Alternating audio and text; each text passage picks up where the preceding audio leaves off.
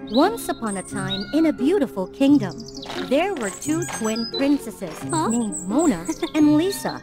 They were known for being extremely beautiful, gentle, innocent, and immature. In the eyes of everyone, the two of them were like white swans, beautiful and flawless. Oh, our princesses, how lovely they are. One day, the king organized the 20-year-old's birthday celebration for two princesses, Mona and Lisa. There were many wealthy men, as well as nobles, appeared to introduce themselves, and they hoped to catch the two princesses' eyes. Among them, there was an elegant young man named Sully, who took the initiative to talk to Princess Mona. It's my honor to meet you, Princess Mona. My pleasure. And you are? Your Highness, I am Sully, a noble from Bala. I'm so fortunate to have the opportunity to attend your birthday. I really appreciate your attendance at my party. What an honor. Princess Mona, your smile is so beautiful, shining like a sun.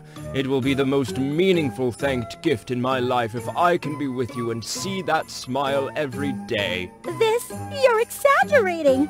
I'm just a little princess. Mona, do you know that there is a royal family member kidnapped case in the neighboring country? I knew it. Princess Liam is a good friend. Poor him. But why are you bringing this up? Don't worry. If you have me by your side, that will never happen to you. Thank you, but... I heard rumors that the Moonlight Knight was the one who kidnapped Prince Liam. With such an evil sly, I am sure that I will be able to defeat him. Sir, where did you hear the rumor? I don't think the Moonlight Knight would do such a terrible thing. For me, those who rob people, no matter what they rob, from the rich or poor, they are always crimes. They are all pathetic losers. Realizing her sister was in need of help, her older sister, Princess Lisa, immediately understood and freed her sister from this awkward situation. Oh no! Oh, I'm sorry for interrupting, but I'll have to take her to change clothes. Please forgive me. No worries. Take your time. I can wait. After returning to their private room, the two princesses, Mona and Lisa, returned to their true self. It's so frustrating. He said the Moonlight Knight was nothing more than ordinary bandits. He even blamed us for kidnapping Liam. What does he know about the Moonlight Knights? He even asked to stand up for me. Where does he get such confidence? What can someone who brags about his family background and unimaginable powers do when he meets the Moonlight Knight? I really want to see his face when he finds out who we are. He dared to smear us. Those who are prejudiced against Moonlight Knight are definitely bad guys. Of course, the Moonlight Knights have always acted in good faith, helping the poor people. It is unacceptable to hear his words. I have to teach him a lesson. It's showtime. Going back to the party room, Sully was still the one who was the fastest to approach the two princesses. However, he did not know that he was in the sights of two naughty princesses. Mona chose a beautiful cream cake, but accidentally or intentionally, the cake fell to the ground. Please, Princess, let me handle this. Just waiting for that, Princess Lisa just pushed a little bit. The young man immediately paid for what he had said. Oh my god! Oh no! Princess, you two... We are so sorry! It's my fault. I'm so sorry. But, well, that's okay. I don't blame you two. Excuse me, Princess. I'll probably have to leave first for today's party. If you need compensation for the shirt, please leave a message for us. We will pay for it. Princess Mona, you don't need to do that. Forgive me, I have to leave. With such a smooth plan, it was not easy for someone like Sully to realize that he had been plotted by two princesses. We nailed it! The two princesses suddenly found a very mysterious message. Tonight in the forest, The Eastern Wooden House. 200,000 gold coins. Confidential transactions. No delay. Why do words seem so dangerous? Where did this thing come from? The two princesses did not take long to guess the owner of this message. Sully! I begin to have a bad feeling about what's going to happen tonight. How can those who think badly of the Moonlight Knight be good? So the Moonlight Knights have to figure it out carefully. Any carelessness and regret are not allowed. That's what I mean! The Moonlight Knight went to the appointed place before the time indicated on the piece of paper, and she discovered a wooden house in the pine forest. The Moonlight Knight saw a delinquent sitting in front of the house, and he was dozing off. She approached the wooden house and discovered that there was a person inside with a cloth sack covering his head and tied to a chair. The knight sneaked in and opened the cloth sack to discover that the person was Prince Liam, who was kidnapped in the neighboring country. Liam, are you Liam? Help! He is the real Liam. They kidnapped him. At this moment, a cage collapsed, trapping the two inside. It turned out that this place had set up a trap waiting for her to arrive. In an instant, a few rough guys appeared, including the handsome and elegant Sully. Well, well, well. Let's see who we've just caught. This outfit, you must be the legendary Moonlight Knight, mustn't you? Did you know I would come to this place? I knew you would come here. No, not at all. This trap is set for any curious person who has accidentally picked up our transaction messages. I accidentally dropped something so important. How can I let go of those curious and brave people? Your appearance is indeed beyond my judgment. God sent me a wonderful gift. Why did you catch Liam and bring him here? Huh. Anyway, since you're about to be eliminated, I'll be pleased to reveal a bit of information to you. I didn't just kidnap Liam. I want to capture Princess Mona, too. Think about it. What will happen if Prince Liam is appearing here, then being eliminated in this country? War? You want war? Why not? Your two countries are at war, and we will stand to provide weapons and get benefits. Sorry I'm late, sir. It's you again! Always playing around, timid and lazy. Can't you be more prepared? Sir, calm down. Did the zombies not appear earlier? What? What do you mean? Rainbow just arrived. So where is that zombie?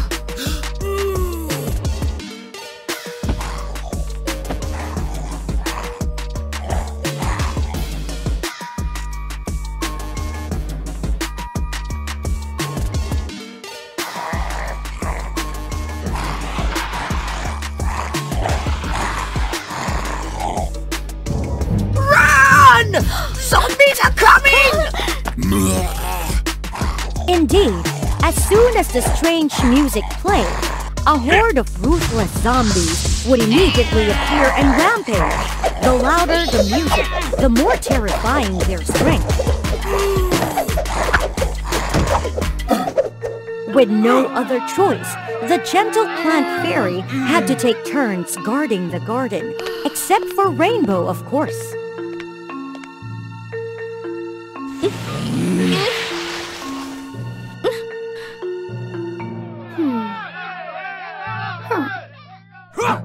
Speaking of her, Rainbow possessed a mesmerizing singing voice from birth. However, she only used this power for insignificant matters.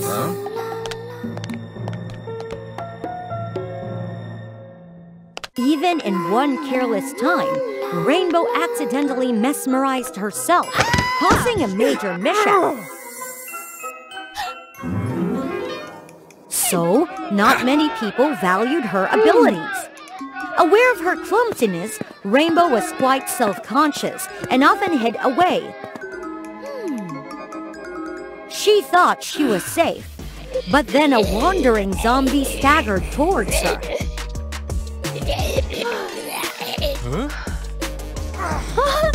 With no plant fairy around to call for help, Rainbow trembled as she used her singing to mesmerize the approaching zombie.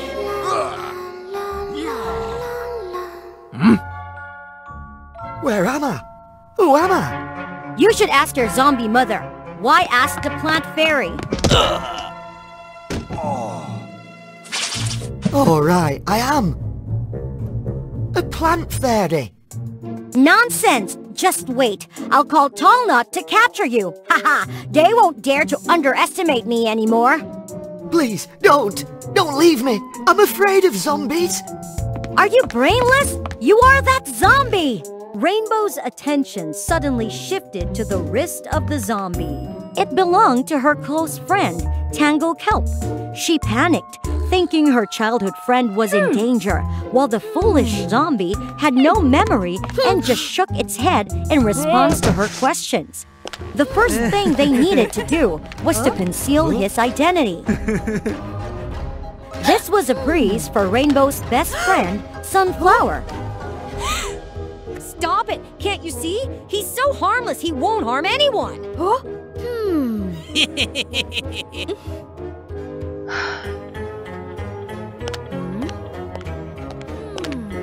Huh?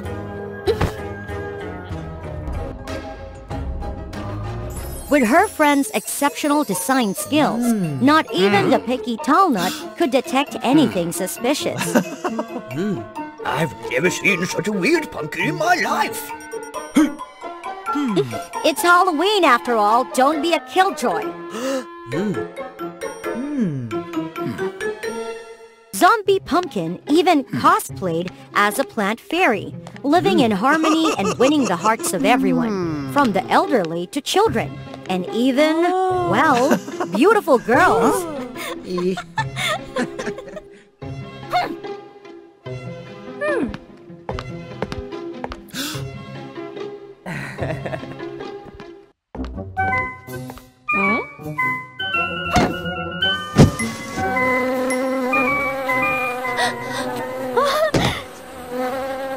Thanks to Pumpkin, Rainbow became bolder and cherished her mesmerizing ability even more.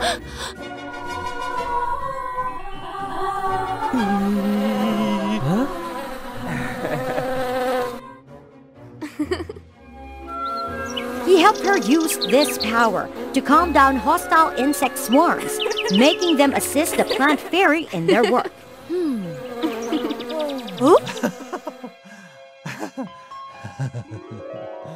In a sudden moment, Rainbow was startled to realize that she had developed feelings for this half-corpse, half-plant. Of course, she didn't know that a zombie with no heart and an empty head like Pumpkin was momentarily mesmerized by Rainbow's radiant smile. All the plants in the fairy garden were created by Dr. Thomas, a kind and respected scientist. Surely, he would invent something to uncover the truth about the Tangle Kelp's ring on Pumpkin's hand. Dr. Thomas, I have something to ask you. Quiet! Dr. Thomas needs to prepare for the Halloween parade. Go away and let him rest. Come on, Tallnut. We are the heroes of the future. Let's promise everyone that tonight, on Halloween, we will together stop the invasion of demons and protect the city.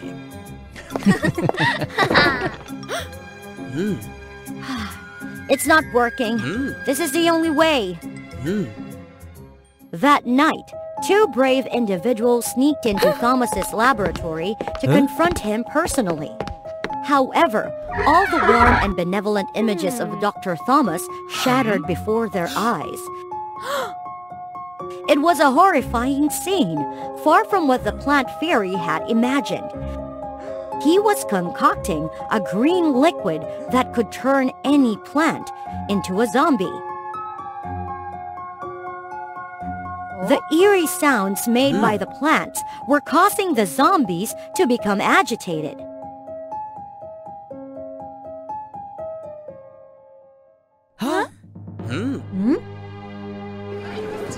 Back when you lived in the city, the center of development, Thomas had been ridiculed for not being as accomplished as other scientists.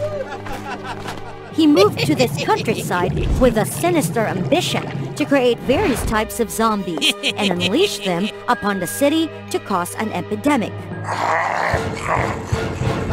Success! I've succeeded! Now you will all beg me to provide the antidote. Let's see who dares to underestimate me now. Pumpkin and Rainbow hurried back to the garden to inform the plant fairy. Despite Pumpkin's true identity was revealed as a zombie cosplaying, Dr. Thomas's impeccable image led the plants to continue venerating him. Rainbow! You've been turned into a zombie by him! Quickly, knock them up! Soon after, they would regret their decision. Dr. Thomas imprisoned all the plant fairy on Halloween to prepare for their transformation into zombies. During this time, Rainbow had become so accustomed to the punishment of the plant fairy that she easily escaped.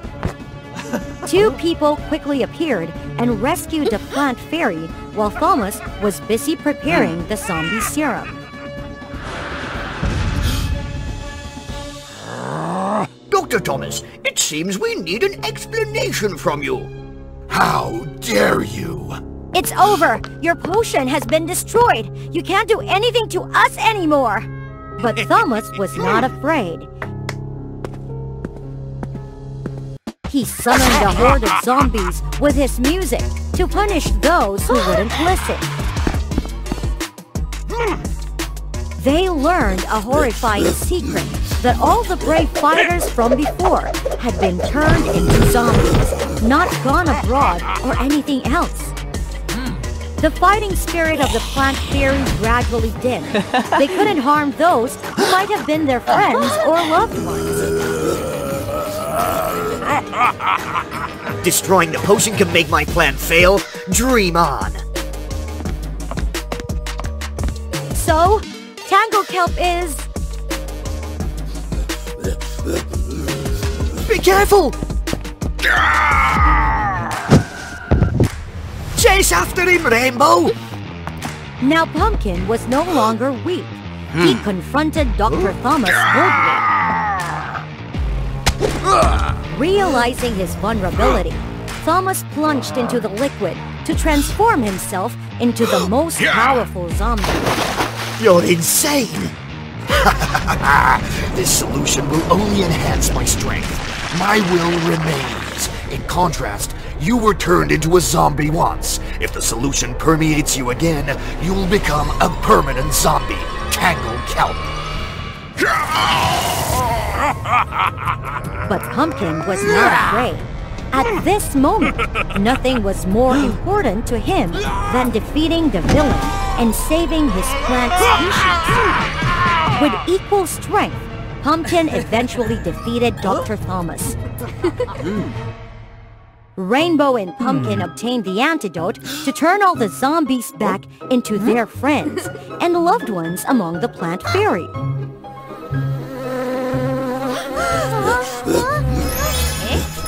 Except for Pumpkin, who lost the chance to become a plant fairy once again. However, thanks to bathing in the extremely potent zombie serum, Pumpkin remembered his past, realizing that he truly was Tangle Kelp. Enough of this nonsense! Everything is over! Let's go and enjoy Halloween! That's right! We prepared for this event with so much effort! Yes, it's all over. Not necessarily. After all those events, they realized that their feelings went beyond friendship. This year's Halloween was truly unforgettable for all, including this one. Happy Halloween! Trick or treat!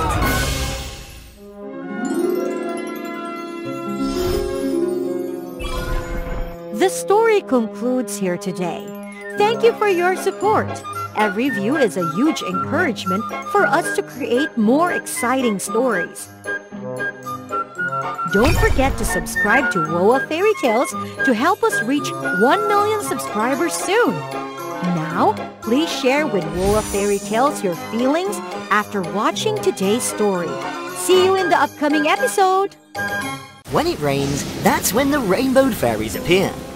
They are ready to help those in need to overcome negative issues in life. They always inspire, motivate people towards their goals, and strive harder.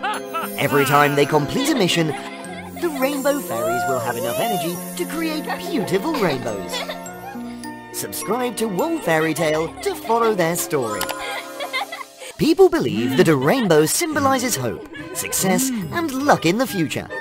So, the job of rainbow fairies is extremely important. The most important fairies are Blossom, Bubble, and Buttercup. Power Girls team, assemble! The girl is Blossom, the leader of the team. It keeps raining like this, it's so boring. And here is Buttercup. She's tough and the strongest fighter on the team. Hey guys, wait for me! Finally, there's Bubble. Bubble is just Bubble. Compared to her talented friends, she feels somewhat insecure, clumsy, and a bit of a scatterbrain. So, she's considered the youngest. She often feels like she's not as good as her friends, and she constantly tries to improve herself. What she fears the most is criticism from others, whether it's feeling unworthy or thinking that Buttercup and Blossom would be better off without her. She has put in a lot of effort to establish her position in the group. To avoid being seen as superfluous, however, it's still very difficult.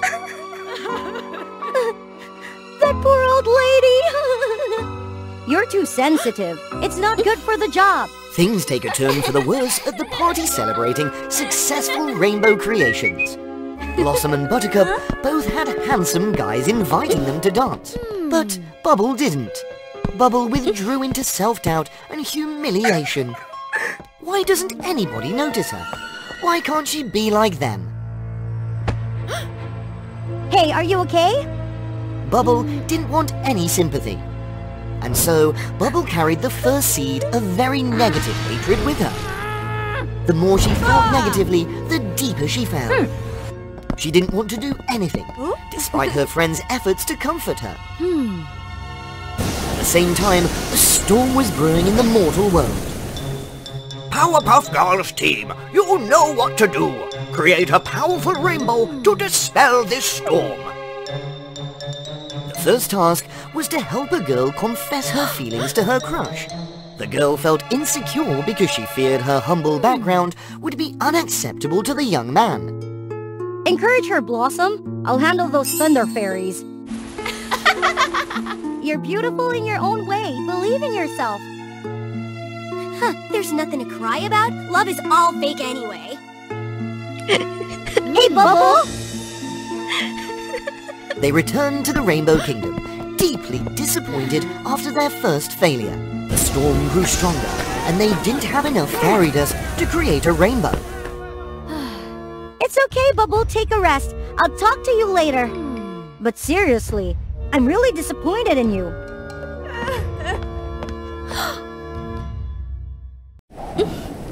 I'm just good at messing up the team. When she calmed down, Bubble went to apologize to her friends. But what she saw broke her heart even more. Bubble has become too negative. She doesn't deserve to stay in the Powerpuff Girls team. Let me join you. Did they really want to replace her? With a heavy heart, Bubble wandered through the forest.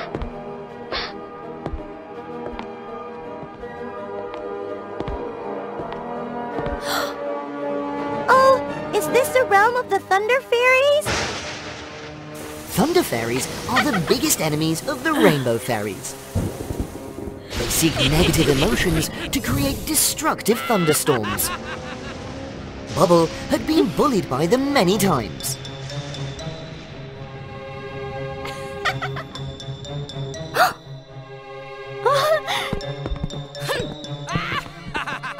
Whoa! Don't hit me! Calm down, little girl. There must be a reason to bring you here. I can see strong negative energy in you. The Thunder Fairies made Bubble recall old memories. How she had to try to keep up with Blossom and Buttercup. Now, they were making her face her biggest fear. The feeling of being abandoned. If they don't need me, then I don't need them! Bubble decided to join the Thunder Fairies. But Bubble didn't know that her friends were searching for her everywhere. With no time to wait, they temporarily accepted another fairy into the team to replace Bubble. Blossom and Buttercup struggled without Bubble. Despite her clumsiness, Bubble was the one who brought laughter to everyone. It seemed no one could replace her. After a long time, they finally gathered enough energy to create a bright rainbow. But their efforts were quickly disrupted. What rainbow?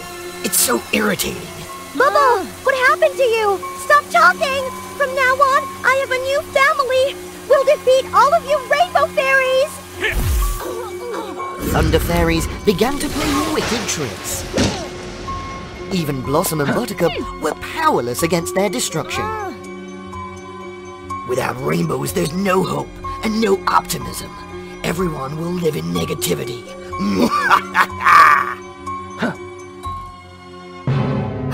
What are you waiting for, Bubble? Destroy the ones who made you suffer. Why would you want to replace me? I tried so hard! You're insane. We never intended that. Bubble's hesitation infuriated the Thunder Fairy leader.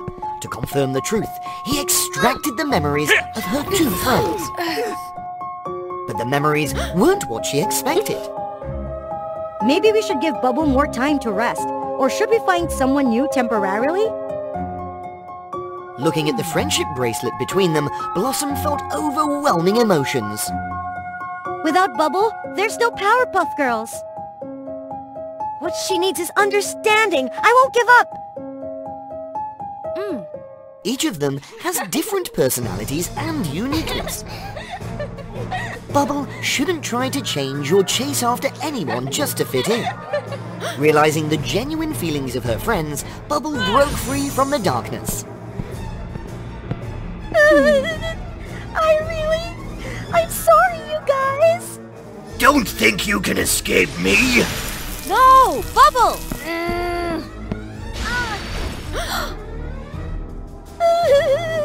Don't go, Blossom! Don't leave me!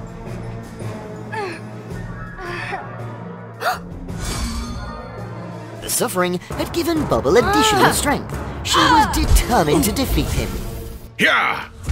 At this moment, she realized she needed to do what she was best at. That was purifying all negativity. If she could do it with humans, why not with these Thunder Fairies? Come on, Buttercup! Let's fight together! They drained the negative energy from the Thunder Fairies and transformed it into fairy dust. All the negativity was completely eradicated, driven away from this place. In an instant, the Rainbow Land regained its beautiful colors as it once had.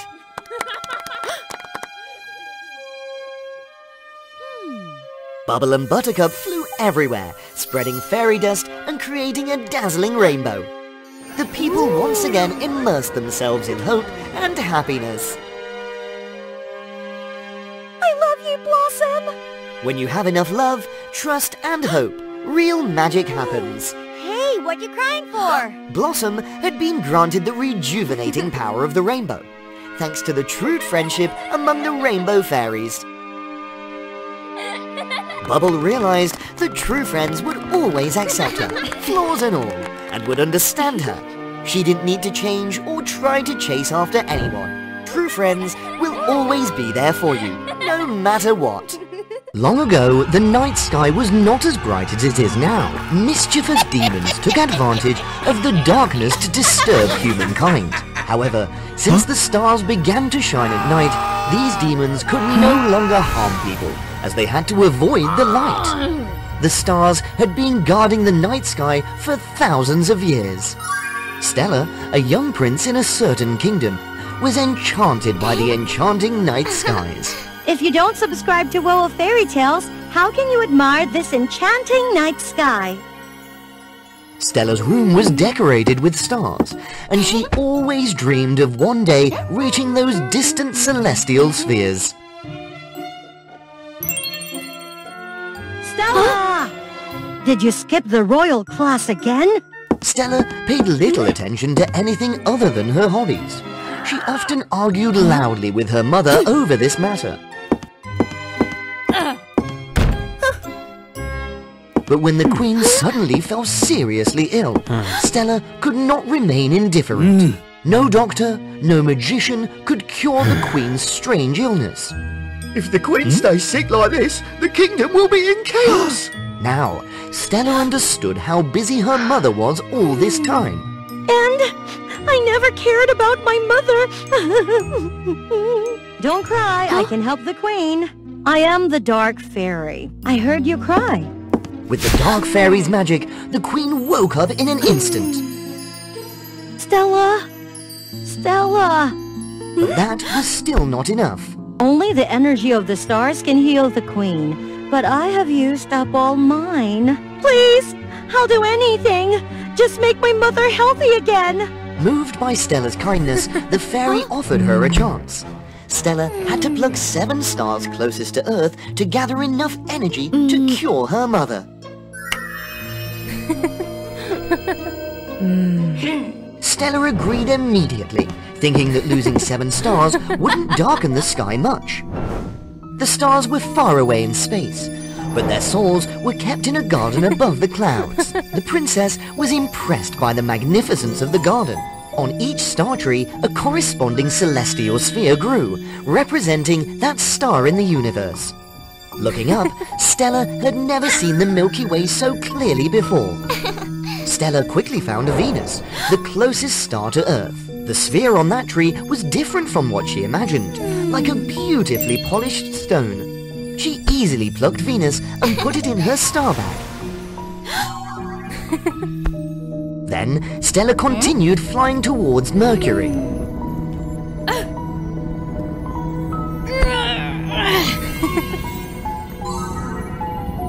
The princess quickly flew away to avoid the intense heat. Is this the star Earth? How marvelous!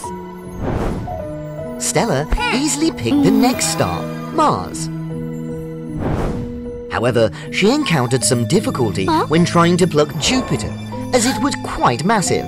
Come on, you stubborn thing! Ah! Then, Stella noticed that 4 stars had disappeared from the sky. Huh? If the sky remained bright, nothing would have happened. Huh? What's around that tree over there? Those were floating space rocks surrounding the planet Saturn and its tree, looking from afar like a circular belt. Stella was careless when flying through these space rocks. She fainted and her soul wandered into a strange world. Is that the ring around the Saturn tree? Am I on Saturn? Stella also discovered something dreadful. There were creatures living on Saturn. And not only on this star. 4 stars have disappeared. The people on Mars and Saturn have disappeared too. The Star Theft Princess had no awareness of the consequences of her behaviors. She had probably taken away billions of lives. No, it can't be. It can't be like this. The Mars star that Stella took was now emitting billions of terrified screams. Stella, the Queen is very weak. Have you finished? The princess couldn't stop now. She had gone too far. I'm sorry. I'm sorry. Then Stella continued to pluck the Uranus. And despite the freezing cold, she plucked the last star, Neptune. And when Stella placed the last star in her bag, the star garden in the sky suddenly turned pitch black. Where are the stars? Where did they all go? You have the 7 stars now. Hurry, Stella. Stella had only one thought in her mind. She had to save her mother. But now she saw the consequences. The world was plunged into darkness again, and the demons had a chance to rise. Stella, there's no time left. Hurry up. No matter the state of the world, Stella didn't care anymore. All she wanted was her mother. The star bag was powerful enough to awaken the queen as soon as it was near her. There was one thing Stella could not have foreseen. That woman, she harmed me. Stay away. Run, Stella. You can't run, little girl. It was all a plot by the Dark Fairy from the beginning. Long ago, the fairy had intended to steal the stars. The gods had discovered her plot, and they enchanted the Star Garden to prevent her from reaching it. However, the Dark Fairy didn't give up on her intentions. She waited for the right moment to harm the Queen using a dying star. And taking advantage of Stella's unfinished star-stealing plan, the Dark Fairy devised a cunning scheme. This bag will absorb the light of the entire universe when it has enough energy. Stella fell for the trick. Now, the Dark Fairy would use their boundless magical power to wreak havoc upon the cosmos. But the gods had already taken steps ahead of her. The gods discovered her plan and enchanted the stars. So, if the fairy touched them, the gods' magic would activate and destroy her forever. It was greed that made the Dark Fairy self-destruct. Stella couldn't abandon the chance to heal the Queen. But if I sacrifice the stars, won't the world be engulfed in darkness and suffering? Then I'll just be as cruel as the Dark Fairy, won't I? Don't do that, my daughter. You will regret it. Don't be selfish. Return the stars to the sky. Stella felt liberated. She also realized that she had no right to steal the stars. And the Queen didn't want the world to suffer. She couldn't let her daughter torment herself for the rest of her life. The world returned to its former state, and the stars once again defeated the demon horde. A magical transformation also occurred within Stella. To thank her for her goodness, the gods gave her a star. Never had Stella been happier than she was now. The princess began to change, realizing her responsibilities to the kingdom and her beloved family. Princess, she cared only about herself, disregarding everyone else. All she did was squander the royal treasury on buying countless bottles of perfume. With her mother gone too early and the king always busy, Remy became lost, unable to overcome the pain of her mother's loss.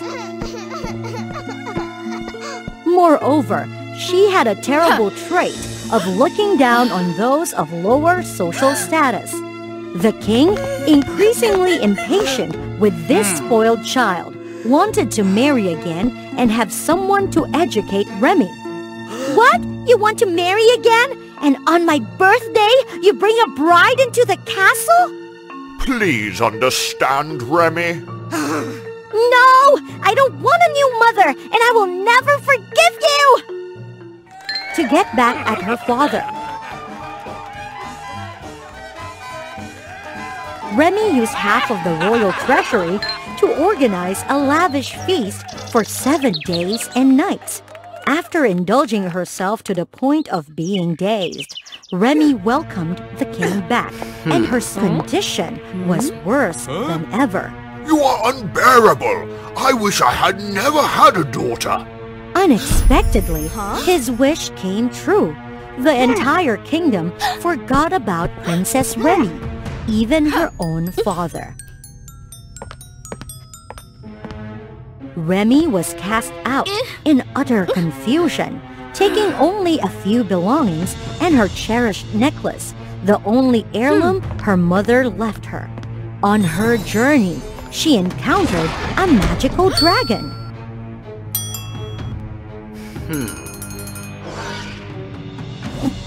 The grateful dragon followed him back secretly, wanting to fulfill the king's wish in return.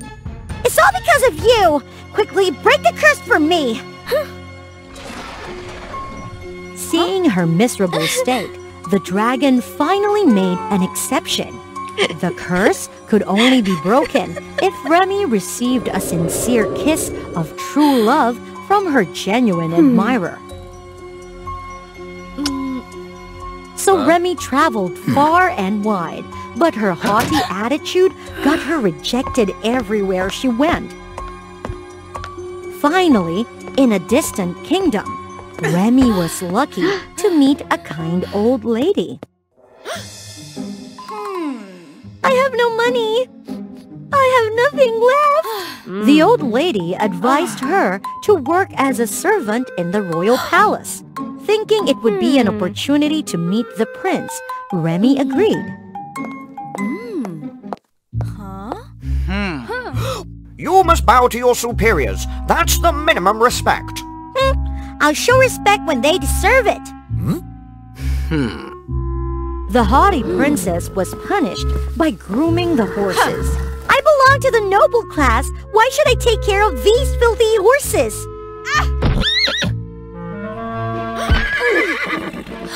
Are you okay? Hey, be careful next time. His gentle concern made Remy's heart flutter. She was certain she would get a kiss from him.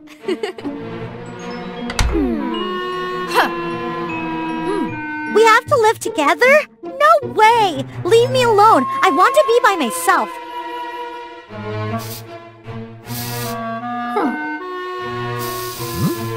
Hey, you shouldn't make noise. You'll wake up the head steward. As he predicted, the head housekeeper appeared, and of course Remy was punished by cleaning the baths. Unexpectedly, Milo came to her rescue and helped her complete the task. I used to be a rich master, but my family went bankrupt, so I became a servant in the palace. You understand how I feel?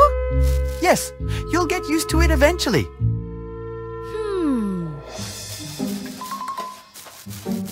In the following days, Remy had to live as a true servant. She had to learn cooking, laundry, dishwashing, tasks she had never done before. When she was scolded, the other servants not only didn't mock her, but also consoled and took care of her. Remy gradually understood the feelings of laborers, working hard for a meager livelihood. She realized how she used to look down on them.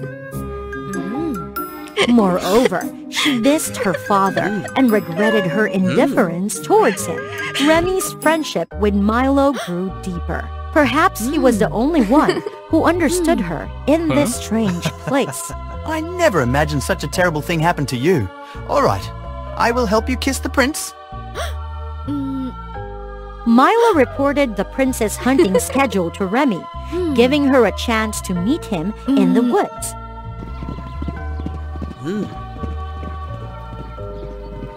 The cunning princess tried all means to get the prince's attention.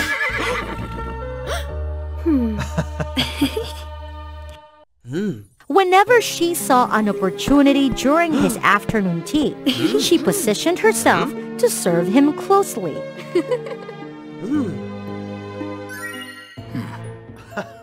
During this time, despite being happy in her plan to court the prince, Remy couldn't help but be alarmed by the news of the disappearance of young girls in the kingdom.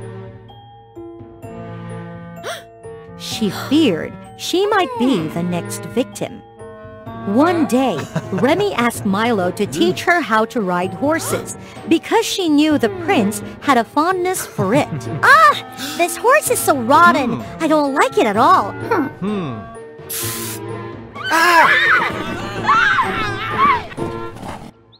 They rode the horse into a beautiful and romantic green valley. Remy told Milo about her deceased mother and how she couldn't overcome the pain. If you're hurt once, the king must have been hurt 10 times. So, You should understand him and accept that he wants to find new happiness. Truly, Milo was a kind and understanding person. Remy's heart began to flutter for him. But little did Remy know, Milo was also developing feelings for her. One day, Milo accidentally saw the prince leading a girl into the royal dungeon.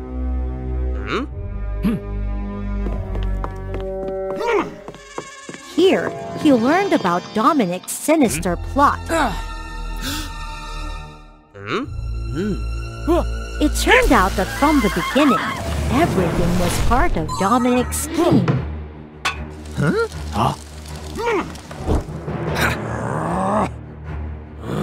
It turned out that Dominic knew about a necklace that held the souls of dark bull crows with the power to rule the world. Only the one who possesses it can unleash its power through true love. There were rumors that the necklace once belonged to a princess from another kingdom. Dominic's goal was to gain immense power and control the world. He needed the souls of young girls and the heart full of love of the princess who possessed the legendary necklace.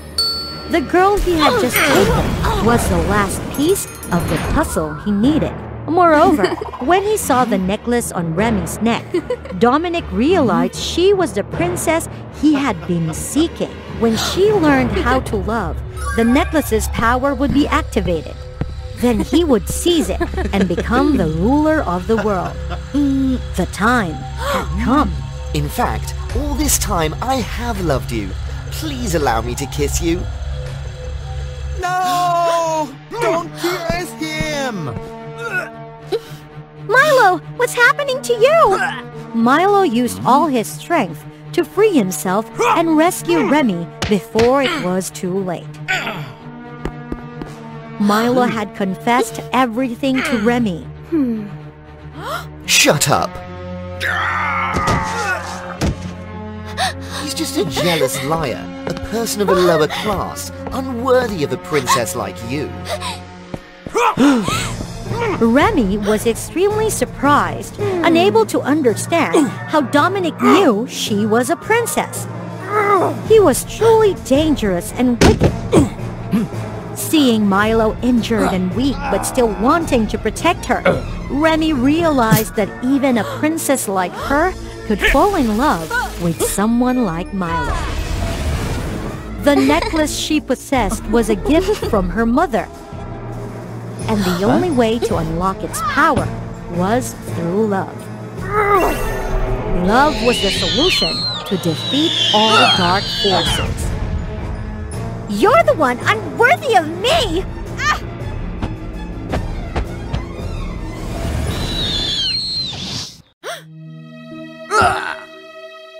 After the crazy events, Remy decided to stay by Milo's side.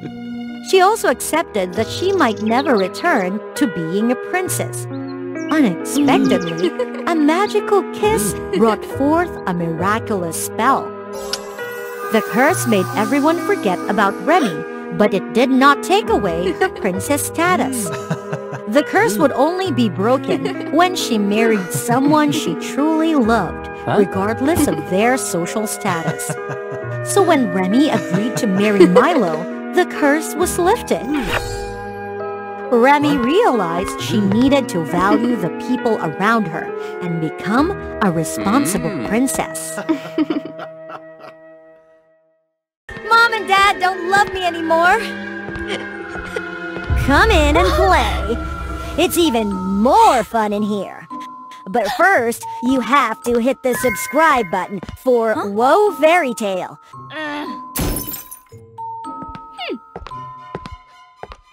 That was Princess Lucy's fate from the moment she was born. She was destined to be the golden spoon holder. During her christening ceremony, many dignitaries gifted her precious jewels.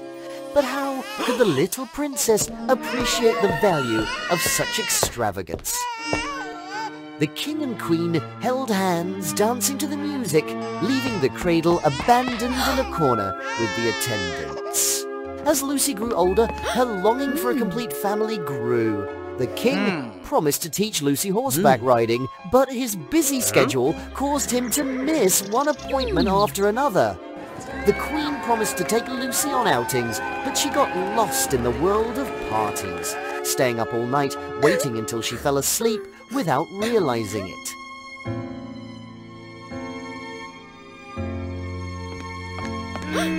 Can't you spare some time for me, Mom and Dad? Your mother will take you out, okay? Why does it have to be me? You do it. They shifted responsibility and blamed each other, making Lucy even more miserable. Lucy's 18th birthday was approaching. Tomorrow is my birthday. I want to blow out the candles with you two. Is it already Lucy's birthday? How old is Lucy this year? Lucy was thrilled, but in the end, her parents couldn't fulfill her wish due to unexpected work commitments. The king and queen only managed to leave a letter and a cake. Lucy was disappointed. She wanted to find a place to cry where no one could find her. She ran to an old warehouse and suddenly stopped. Some force was calling her inside. Curious, Lucy found a mirror covered with a cloth, surrounded by cobwebs and dust. Lucy pulled the cloth off, and she was startled to see a reflection of herself as a completely different person. Hello, Lucy. Why? Are you in there? I'm Charlie, the one who lives inside this mirror. I have no friends, no family, and I can't leave here. That's just like me. Princess, do you want to explore in here? I have a gift for you. It will make up for the pain you've endured. Besides, the time in the mirror world lasts only an hour. You can go back home anytime. Lucy also wanted to go to a place where no one could find her, so she agreed to Charlie's invitation.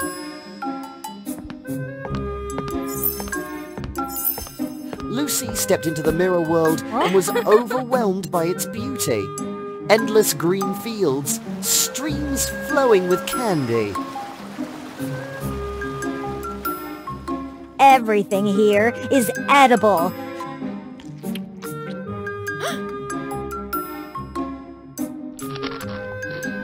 It's so magical.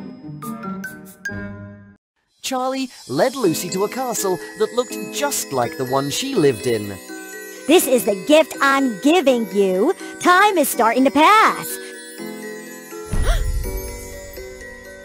As Lucy entered the castle, everything felt familiar. The king and queen were there as well.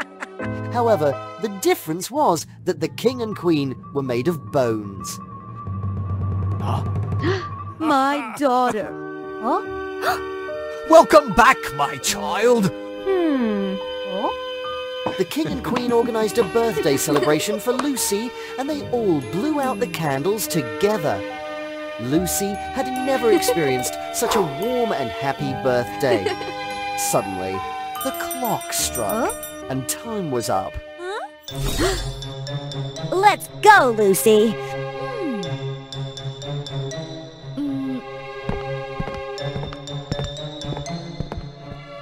In the real world, the king and queen expressed regret for not being able to attend their daughter's birthday. I don't need these things. What I need is your love.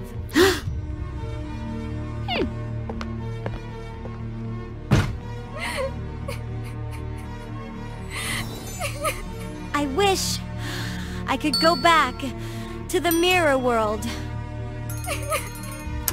Huh? At night, Lucy secretly went to the warehouse to meet Charlie, and Charlie took her back into the mirror world to see her bone parents. Back in the mirror world, Lucy was welcomed and treated with things she had never experienced before. The king personally planted a beautiful flower garden for Lucy, and the queen cooked delicious meals for her. They took Lucy on outings and had fun together.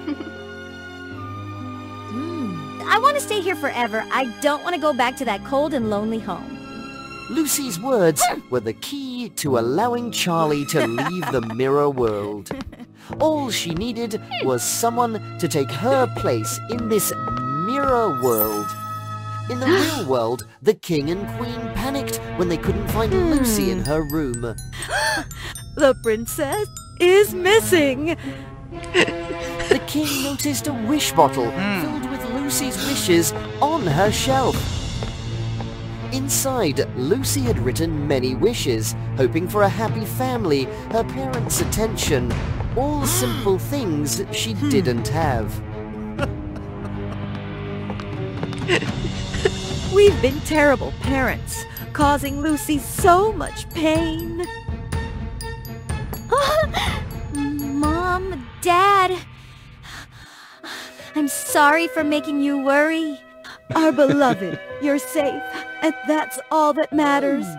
However, after that, Lucy displayed some strange behaviors. She didn't like looking in the mirror, and all the mirrors in the castle were destroyed. The maids who cleaned the house with shiny mirrors could reflect images, but Lucy always avoided them, afraid to approach. The golden dishes that could reflect images were replaced with wooden ones. Once, the queen took Lucy for a walk, and she was startled when she saw Lucy's reflection in the water. The queen was scared, but she tried to remain calm, knowing that Charlie had hidden Lucy somewhere. The queen revealed the truth to the king, that Lucy was an imposter. That night, both of them decided to observe Charlie's actions. Charlie approached the mirror and jumped into it. The queen recognized the mirror. She had treasured it when she was pregnant with Lucy, almost like a precious heirloom. But later, they had acquired more beautiful mirrors, so they had thrown it into the warehouse. The mirror gradually transformed and created Charlie's persona. She envied Lucy for having both parents. In the mirror world, Lucy now appeared as Charlie.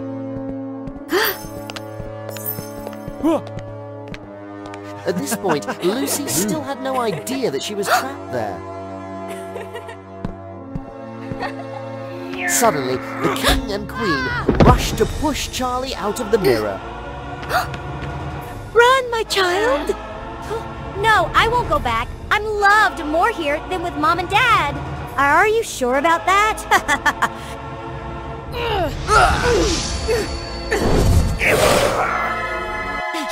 What's happening? Don't touch our daughter!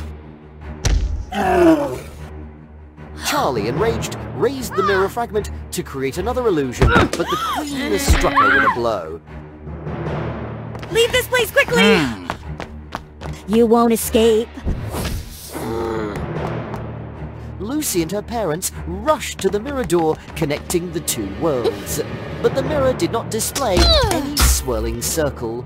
Lucy looked at the virtual mirror fragment in her hand and plunged it straight into the mirror.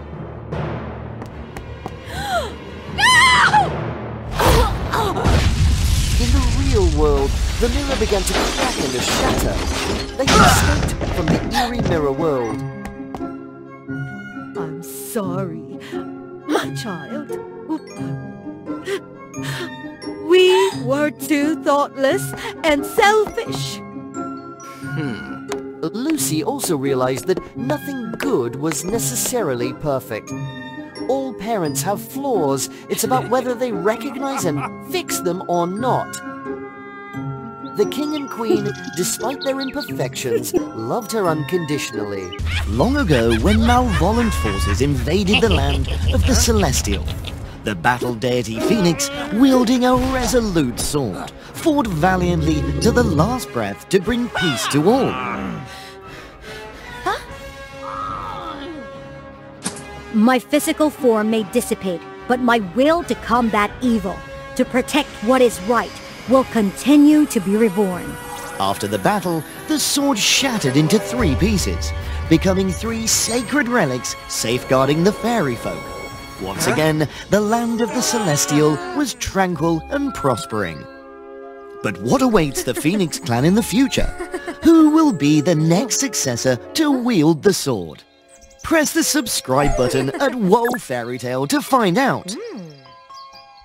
Over the years, in the memory of the Phoenix's contribution, their descendants became the most powerful beings in the realm, and they controlled most of the resources and wealth of the whole area, especially the sacred tree, which yielded the fairy dust, enhancing their magic beyond other races. In stark contrast, the Raven clan in the lower tier lived in dismal conditions. Their food and resources came through the core of the sacred tree, a place the upper class had abandoned. The Raven clan didn't use fairy dust. Everything they made came from hard labor. Thus, the division between the classes grew more apparent, with the Ravens fated to dwell in darkness. Catherine was different. Her parents perished in a food dispute, leaving her an orphan with a heart torn by the division between the two worlds. I will put an end to this injustice. Catherine harbored a deep resentment for the Phoenix clan's descendants, but at the same time, she greatly respected and admired the battle deity of old. Elena, I want to be like the battle deity, bringing true light and peace to the land of the Celestial. Don't dream in vain, Catherine.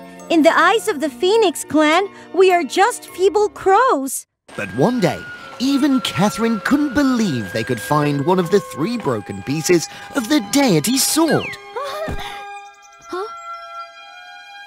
When the moss was wiped away, the shard gleamed, revealing the spirit of the Phoenix. Congratulations in finding the piece of the sword.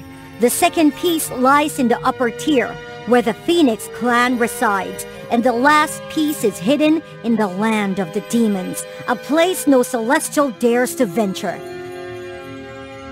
Find the remaining sword fragments and unite them. The key to these 3 pieces is courage. And anyone who possesses it can become the next wielder.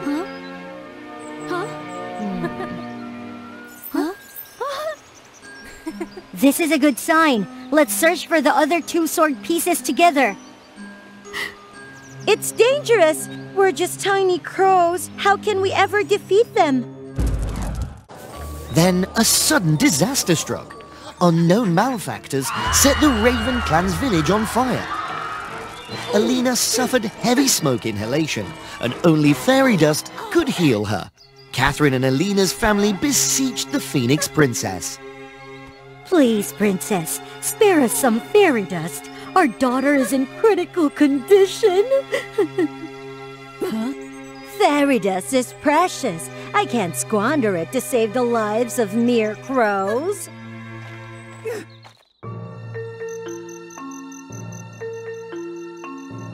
Left with no choice, Catherine sneaked into the sacred tree to steal fairy dust. Through this act, she discovered a great secret. The second sword fragment was being kept with reverence in the tree's core. An intruder!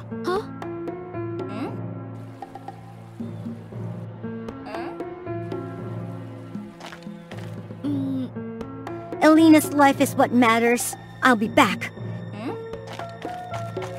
But Catherine didn't anticipate that one of her feathers would inadvertently fall, revealing her presence.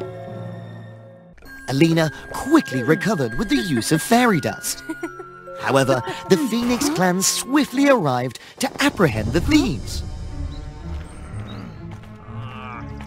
Not wanting to harm the Raven clan, Catherine and Elena left, embarking on a journey to reunite the sword. They decided to find the 3rd piece in the Demon Land first.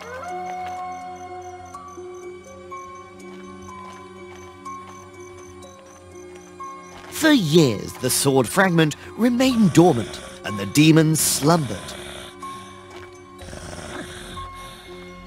The light emanating from the deepest chamber was the 3rd sword fragment. Catherine touched it, and an apparition appeared. The battle between the celestial and demon races once again commenced, with Catherine wielding the complete Phoenix sword. She fought with vigor and vanquished many wicked demons.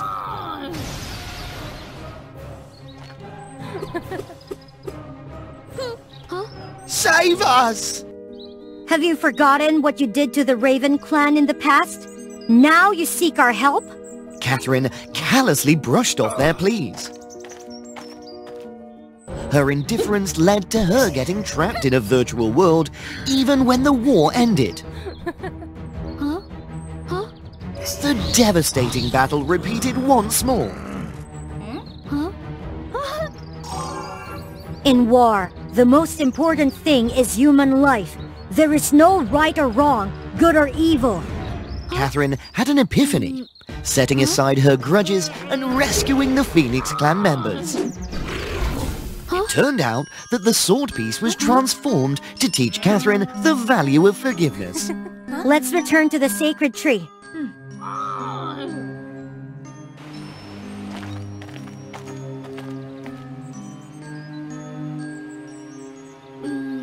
This journey is perilous. To avoid risks, you and I should each hold one piece of the sword. No matter what happens, we will reunite at the sacred tree. That night, the Phoenix clan pursued them.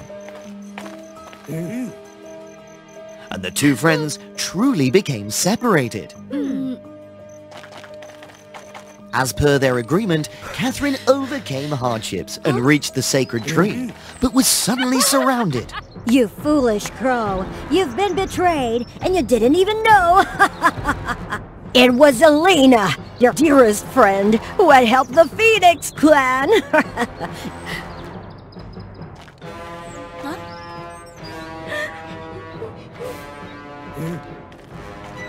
I'll never hand over the sword pieces to you. But the Phoenix clan had taken her entire family hostage. If you don't surrender and reveal Catherine's whereabouts, we'll send your family into the demon land and awaken them. Before Catherine's disheartened gaze and Elena's anguish. Catherine, you may not have a family, but it's different for me. Life won't hold any meaning for me if I can't protect my loved ones. All these years, I've considered your family as my own. I've done everything not for myself, but for their sake. Why should I heed your accusations? Just at that moment, the demons realized the loss of the deity's sword fragment. They aggressively rushed in to wreak havoc in the land of the Celestial. All the fairy races had to muster their strength for battle, but it was difficult to hold back the onslaught of the demons. Catherine recalled the words of the Phoenix battle deity. In war, there was no good or bad, only the common goal, transcending personal interests.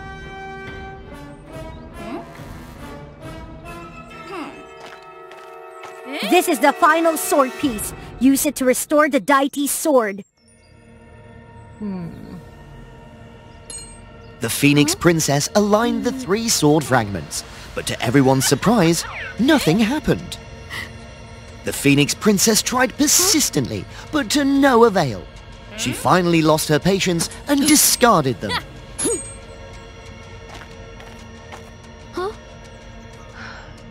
The Demon King then arrived, causing mass panic. Catherine regretfully picked up the three sword pieces that had fallen at her feet. Suddenly, a brilliant light enveloped them, reuniting the sword into its full form. The Phoenix sword radiated power equal to the deities. Catherine began to transform. She remained a crow, but was surrounded by a radiant aura. Charge!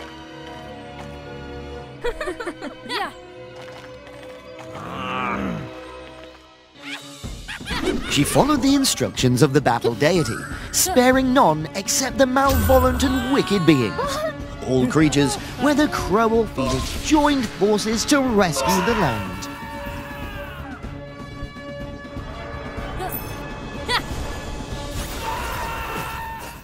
the battle concluded and the malevolent forces were pushed back. The Phoenix Princess also recognized her own selfishness. Catherine, I apologize for my selfishness that nearly harmed the entire Phoenix clan. Thanks to you, everyone can now live in peace. From now on, this land of Celestial will be free from injustice and enmity. In the future, even if I'm gone, the sword doesn't have to pass to a crow. It can go to any race as long as they possess compassion and courage to bring true peace to the land of the Celestial.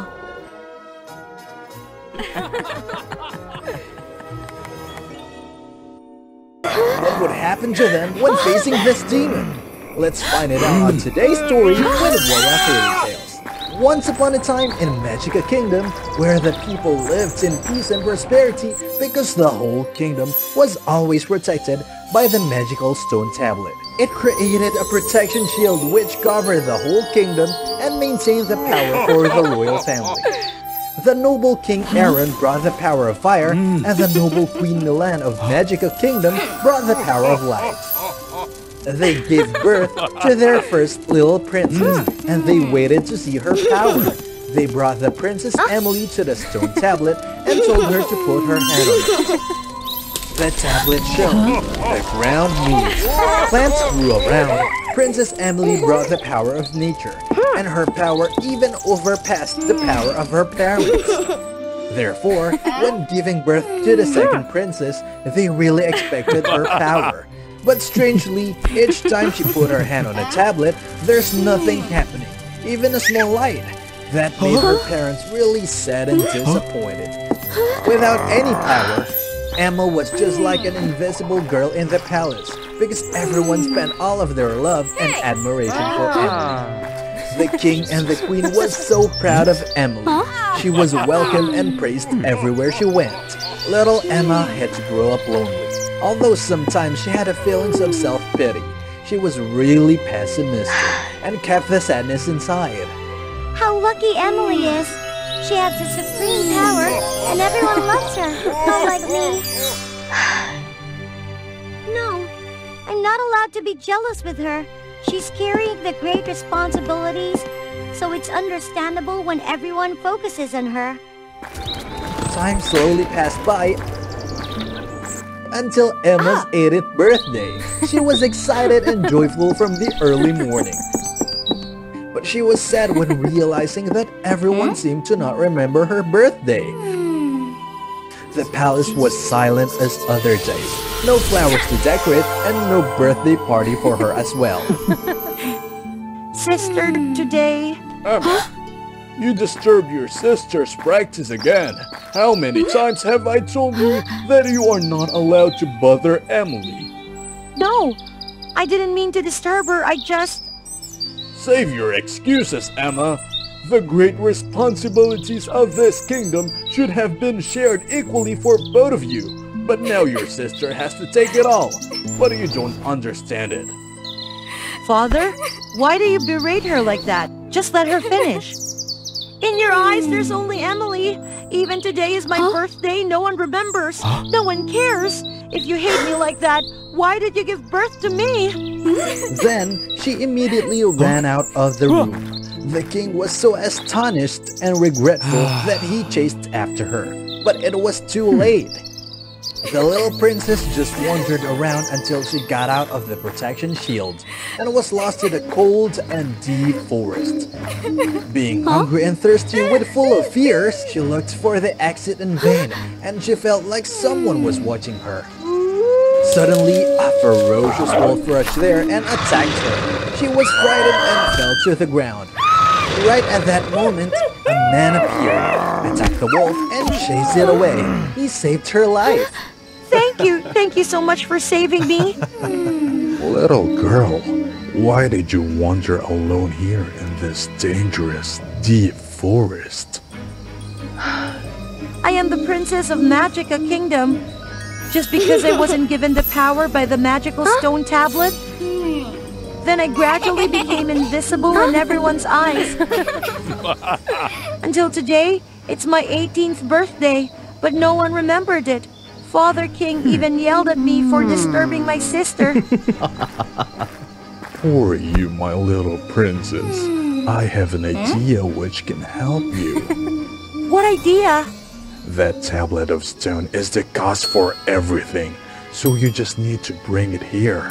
You and me, together, we will hide it away. Then all the problems will be solved. Is it okay to do it? Why can't it be okay? We don't harm anyone. All right, then I will see you here tomorrow. Remember to come here in the evening, not the morning. See you tomorrow. Emma was tricked. She went back to the palace, stole her tablet, and brought it back to her room. The king knocked the door to say sorry to her. But Emma was determined not to open the door. The next day, in the late afternoon, Emma brought the tablet to meet the strange man. Hey! Hey! But she could find him nowhere. He just appeared when it's really late in the evening.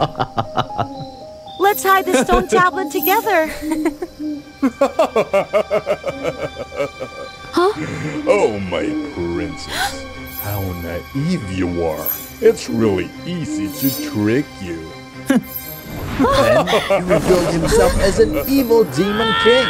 He casted a spell, making the tablet lose all of its power. The protection shield around the kingdom also disappeared. He captured Emma and went to her kingdom to invade. I've got the tablet. Those humans will lose all of their power. And of course, they will have to surrender soon. But he didn't expect that they hadn't lost all of their power. They're just weakened. They still bravely fought against the Demon King. The Demon King was more powerful at that time. He even had Emma in his hand, so her family didn't dare to attack too intensely. They quickly got injured by Demon King's attack. Then he used all of his power to perform the last attack to eliminate them. Emma was so hurtful. She bit the Demon King so hard that made him let her out. Then she rushed to her parents and took a critical hit for them. The whole family was all injured, but they still tried to gather together, held each other's hand, and they hugged each other. Seeing the stone tablet inside his hand moved, like it wanted to fly towards that family. The Demon King smirked, then broke the tablet down into pieces. He came closer, intended to finish Emma's family. Right at that moment, Emma suddenly remembered that the Demon King seemed to be afraid of the light. Everyone, his weakness is the light. Let the light shine on him. We will have the chance to win. Emma's mother quickly used her last power to cast the spell, making the light shine bright. The Demon King was so frightened that he stepped back. Emily cleverly controlled the vines to tie him up.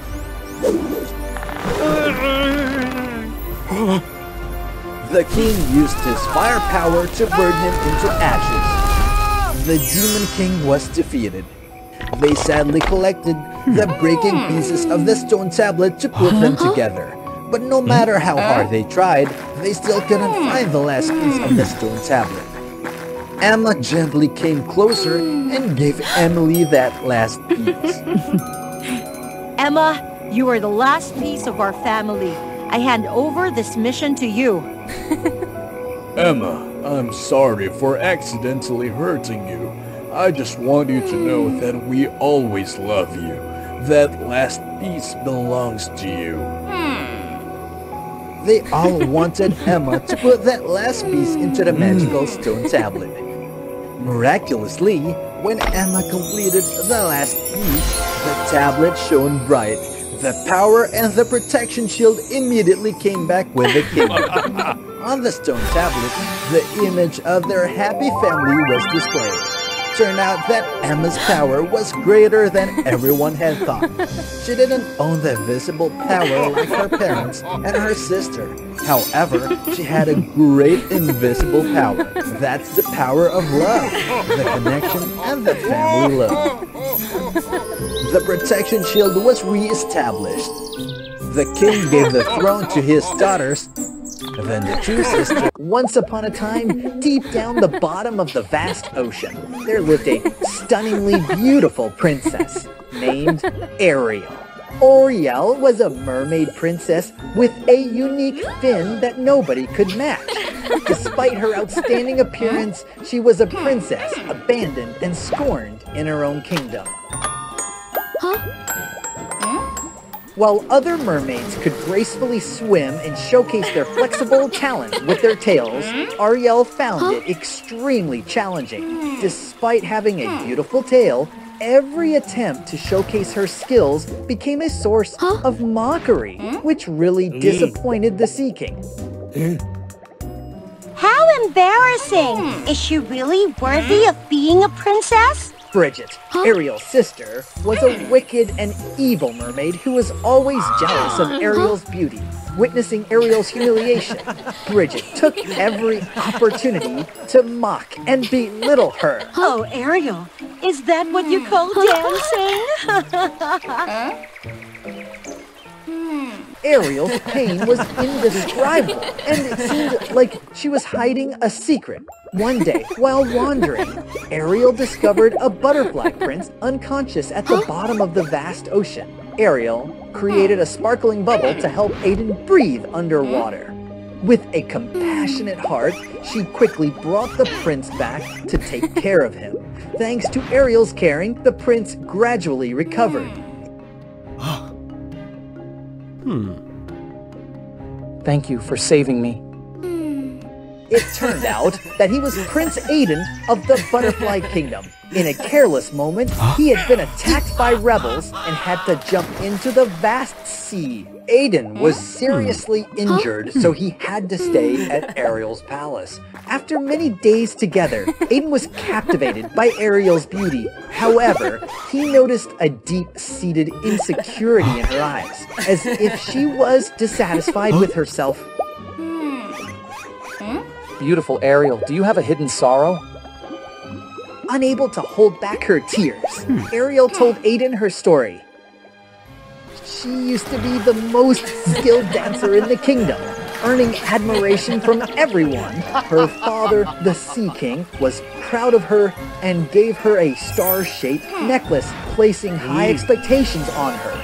However, while rescuing a poor fisherman, a large rock crushed her beautiful tail, turning it into a mere means of movement without the ability to dance. The upcoming celebration of the Sea King's longevity involved a talent competition among the mermaid princesses. The chosen princess would inherit the rule of the Mermaid Kingdom. Ariel, despite her reluctance to fight for power, understood the dire consequence of allowing Bridget, an extremely cruel individual who resorted to violence to solve problems and looked down on smaller creatures, to rule the kingdom. She feared that if Bridget took control, a disaster would be certain to unfold.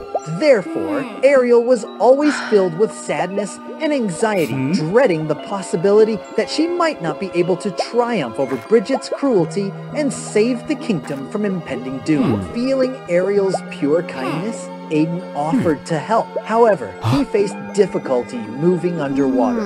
Despite being unable to dance, Ariel excelled in swimming. She taught Aiden how to swim and breathe underwater easily. Strangely, a butterfly prince, used to flying high, adapted effortlessly to swimming in the vast ocean. Aiden and Ariel began training and dancing. The initial days were tough, but with determination, both refused to give up. Aiden selflessly shared a magical butterfly gem, allowing Ariel to grow a pair of wings. Surprisingly, a mermaid possessed butterfly wings of extraordinary beauty. Aiden took Ariel out of the sea, flying high above the clouds. Ariel, now able to both swim and soar in the sky, shattered her limitations.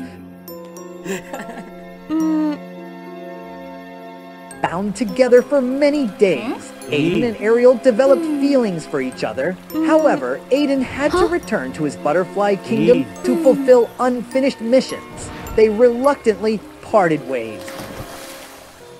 Alone, Ariel persevered in practicing with her butterfly wings, the gift Aiden left behind, hoping to win against Bridget's cruelty.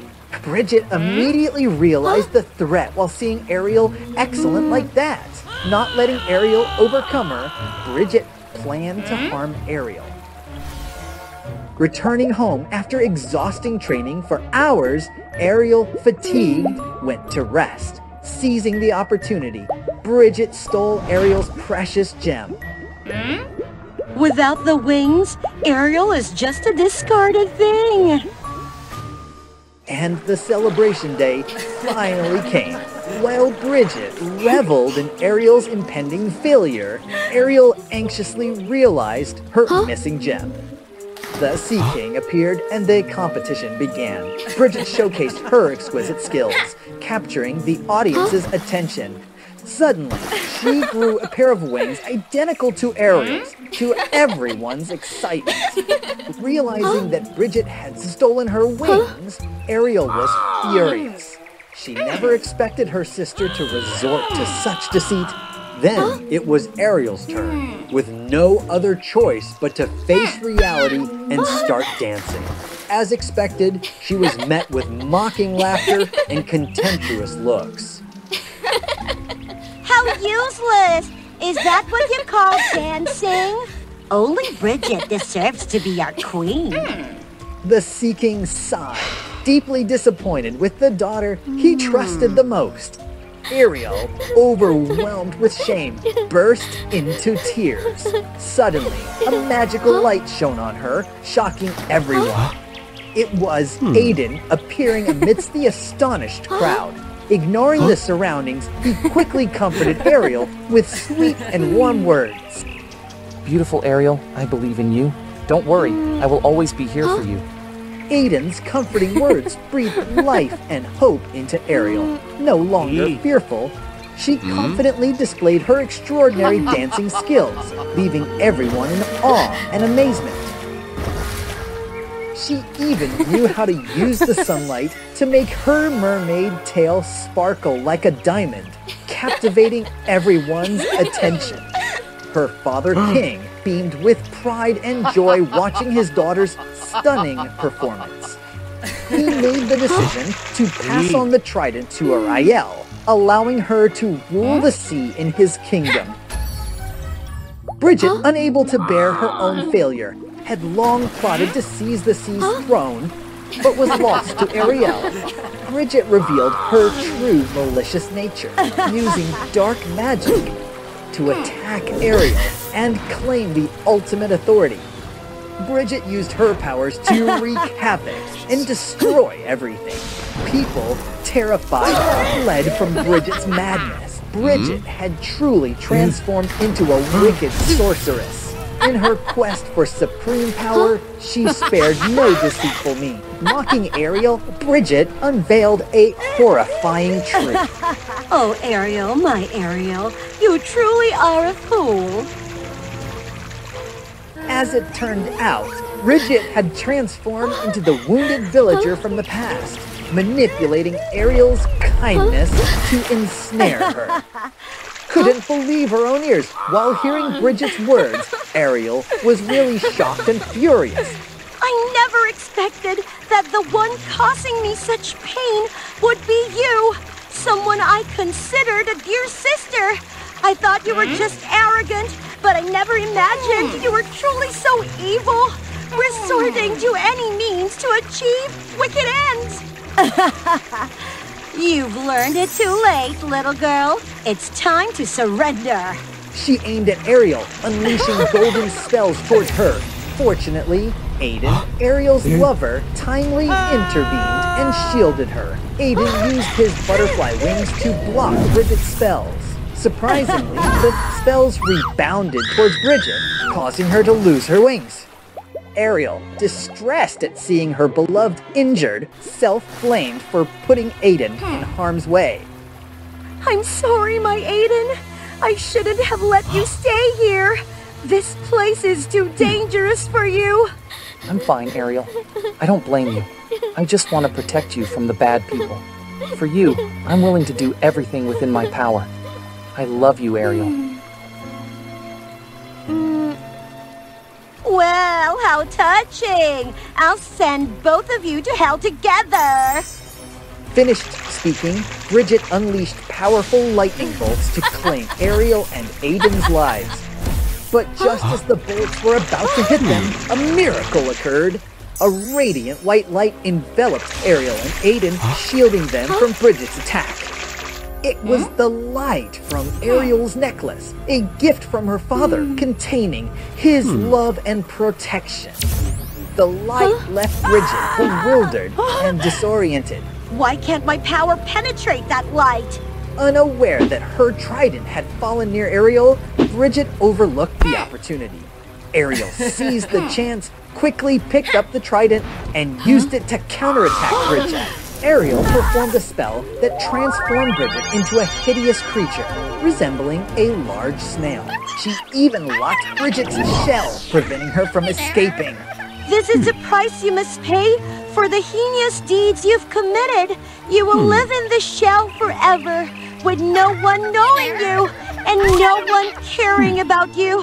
You will have to repent for what you've done. I hope you can awaken and feel remorse. Huh? After defeating Bridget, Ariel ascended to the throne as the Queen of the Mermaids, ruling the seas with love and respect from the people. Every day, Ariel did not forget Aiden. Aiden, the butterfly prince, unable to exist under the sea, returned to his own kingdom to fulfill his mission. But his heart always remained with Ariel. He could never forget her. The two would meet at the edge of the ocean. They would embrace tightly, and a magical thing happened. She could fly high in the deep blue sky. Despite lacking butterfly wings, she could soar freely like a bird. Ariel was surprised and overjoyed. Perhaps it was her perseverance and unwavering compassion that touched the divine, leading to the bestowment of this miraculous power. From then on, Ariel and Aiden lived happily ever after. After passing away, there were souls that lingered in the mortal realm, refusing to transcend. They concealed themselves within the night, regardless of the peril posed by the soul-sucking demons.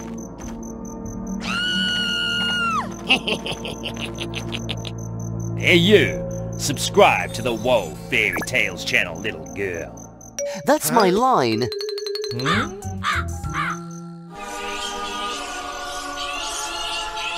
Under the moon's glow, these souls revealed their true forms, knowing that death would witness and condemn them to the underworld for eternity. Are you death? Sugra, my love, have you taken him?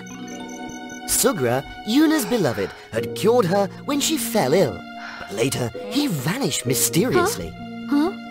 So I am left afflicted and ailing again, and unable to move on. I must remain in the mortal realm to find him. I beg you, don't take me. Death agreed, with a condition that Yuna must become the goddess of the moon, controlling its lights, assisting Death in seeking wandering souls. Death entrusted her with a moon unicorn, guarding the tree of spirits that empowered the moon. I'll grant you only a year. If you refuse to transcend, I will still take you to the underworld. I am Argus, your servant. Becoming the goddess of the moon was Yuna's chance to locate Sugra. Swiftly, she learned to control the moon's radiance.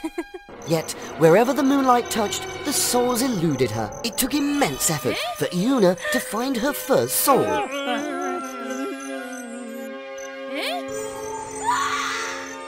Immediately, Argus brought the soul to the moon for Iuna to confront.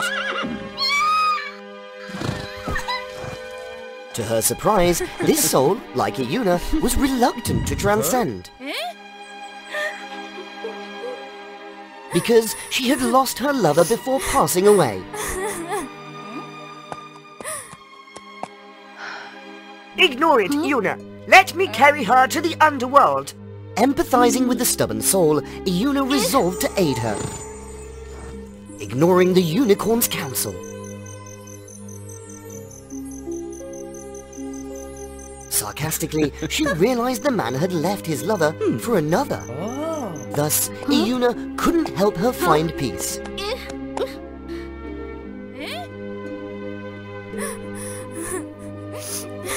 Iuna had no choice but to let Argus take the soul to the depths of despair.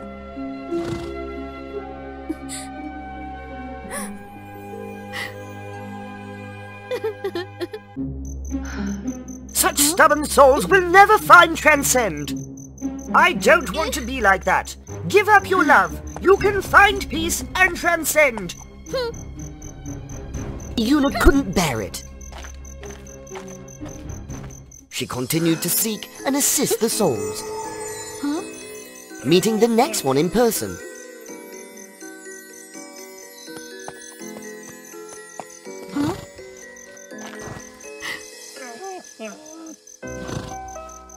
A man who couldn't bid farewell to his wife before passing away. Ignoring Argus's protest, Iuna was determined to help him.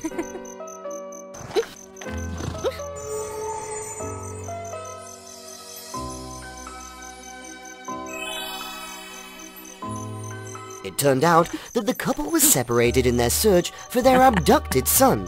The man passed away without saying goodbye to his wife. The moon goddess resolved to find their son. Unexpectedly, the one Iuna was seeking was none other than her very first soul, the love of the lady she had helped.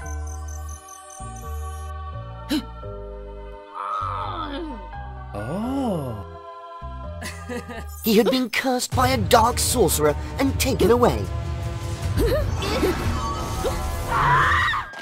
With Argus's help, Iuna rescued him and reunited him with his parents. She also made sure he reunited with his true love to resolve the misunderstanding. Thus, Iuna's first two souls found contentment.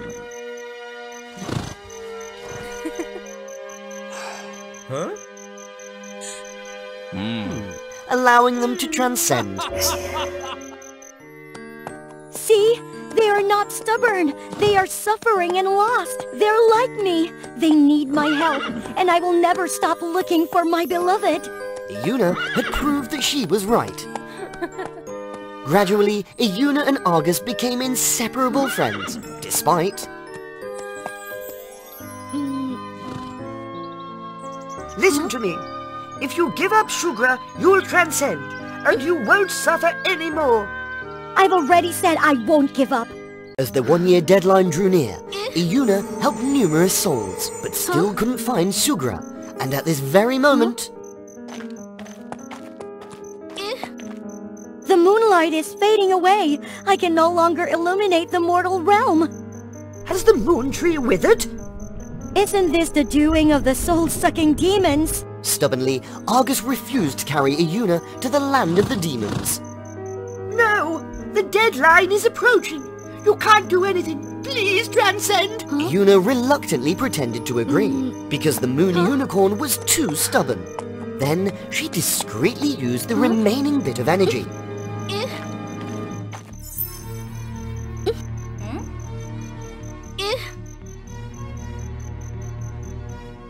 To fly down to the realm of the soul-sucking demons. The demons were surprised to see the moon goddess. They weren't aware of the withered tree. However, they wouldn't let Iuna go easily. The moon goddess had caused them much trouble. Just then, the moon unicorn arrived, timely rescuing his master. Yet Argus was unfortunate, falling victim to the demon's attack. And thus, Iuna discovered a horrifying truth.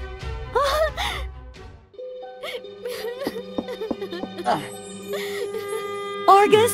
Sugra? What has happened? Sugra could no longer conceal the truth. It all began with Iuna's illness. She could only live until that moment.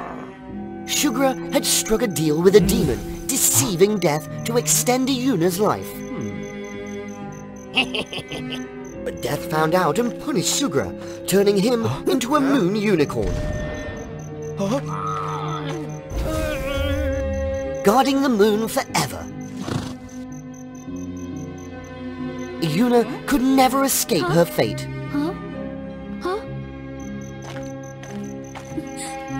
Fearing that Iuna would transcend if she knew Sugra's punishment, he asked Death to keep the secret. Touched by Iuna's compassion, Death appointed her the goddess of the moon. Sugra would live as a unicorn, assisting Iuna's mission to convince him to transcend.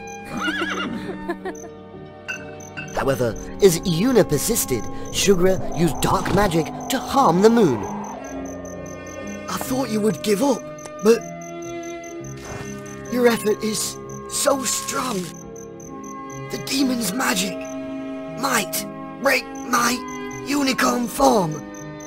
Iuna understood everything now. I have healed the moon. And as for you, Iuna, your time has come. No, I'm begging you, don't take her! Rules are rules. Can I take Sugra's punishment? Can he become a normal soul? Iuna's plea didn't break any rules. No, you can't do that. It can't be.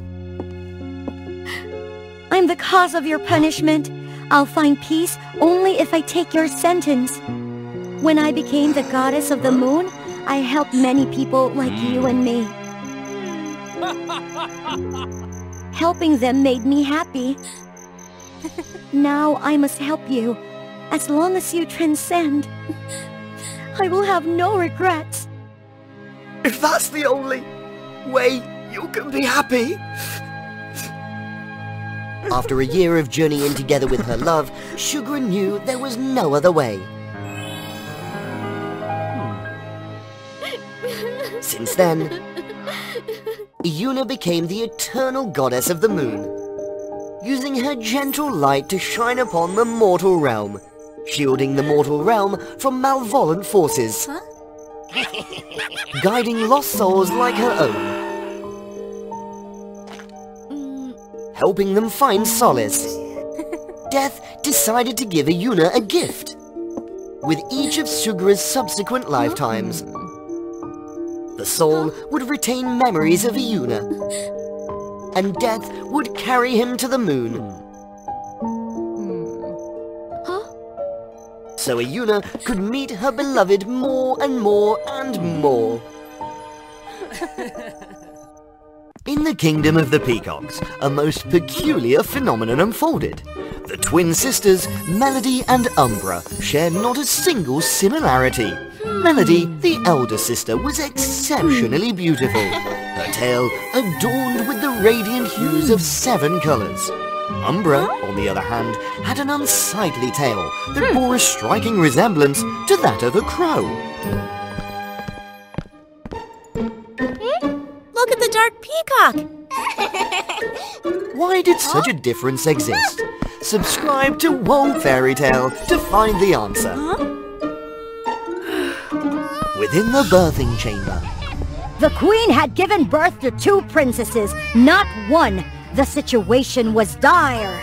desperate efforts were made to save the queen, but alas, they were in vain. The peacock queen passed away, leaving behind her 2 infant daughters. Dissimilarities between the sisters extended beyond their appearances.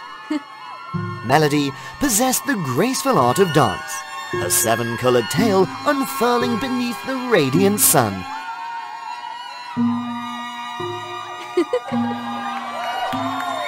Conversely, Umbra was known for her clumsiness, awkwardness, and an unfortunate knack for causing trouble.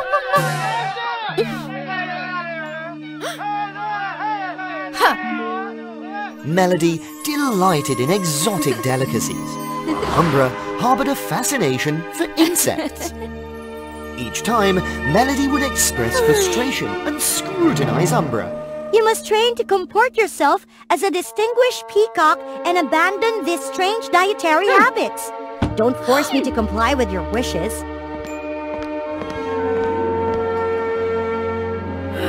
I only wish to spare you from being looked down upon by others.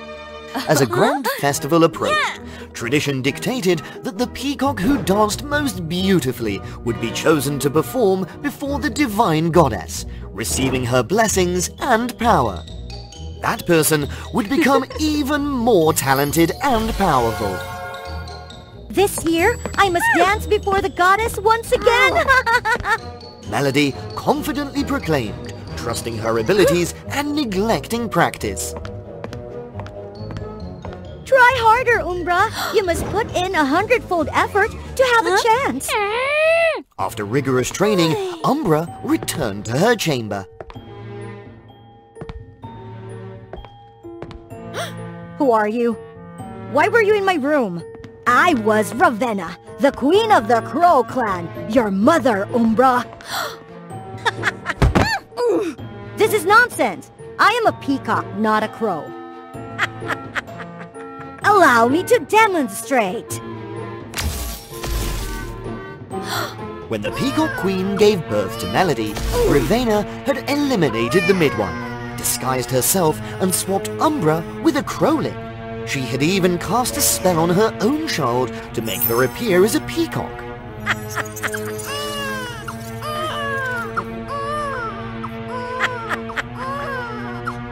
She herself was the one who spread the rumor that the Queen had given birth to 2 princesses. Thanks to you, I could now carry out my revenge plan! Why did you go to such lengths, Mother? The peacocks were always favored and praised, while the crows were at the bottom of society, treated unjustly. To overthrow them, I needed the power of the divine gem. And you were the one who would wield it, Umbra. So my lack of resemblance to Melody was due to not being from the peacock lineage? As Melody continued to be harsh and critical of herself, she found herself ridiculed by others. I vowed to make them all pay. Who is Umbra talking to? Umbra! It's late. Go to bed quickly so you regain for the competition. Stop standing there babbling. I must become the most beautiful dancer. Was I too harsh? On the last day before the grand festival, Melody began her practice. She noticed Umbra in the distance, secretly observing her. Umbra, don't hide. Come out. Anyway, I was the chosen one. But to make you completely admit it, we better compete against each other. Fine, let's see. Melody began her first dance steps. Strangely, her legs felt stiff, no longer as agile and graceful as before. Melody fell and tried coming back to the dance, but her body no longer obeyed her commands. She had been too overconfident and negligent in her training. It was Umbra's turn, and she glided gracefully across the ground like a gentle breeze. Umbra had improved a lot. However, Melody's elation turned to shock as everyone cheered for Umbra. They believed Umbra was the chosen one for the performance, while Melody was seen as inferior. This feeling was terrible. I used to employ this negative approach in the past, hoping that she would improve, but unintentionally, it made Umbra feel pitiful beyond measure. I'm sorry. I had been too harsh on you, only wanting you to be strong. Umbra, forgive me. Umbra saw her elder sister in a pitiable state. She wiped away Melody's tears, also realized that her revenge mission was not complete. The night of the festival arrived as predicted, and true to the forecast, Umbra was chosen to perform before the divine gem. She gazed at the gem, her eyes as if wanting to devour it. Umbra began to dance.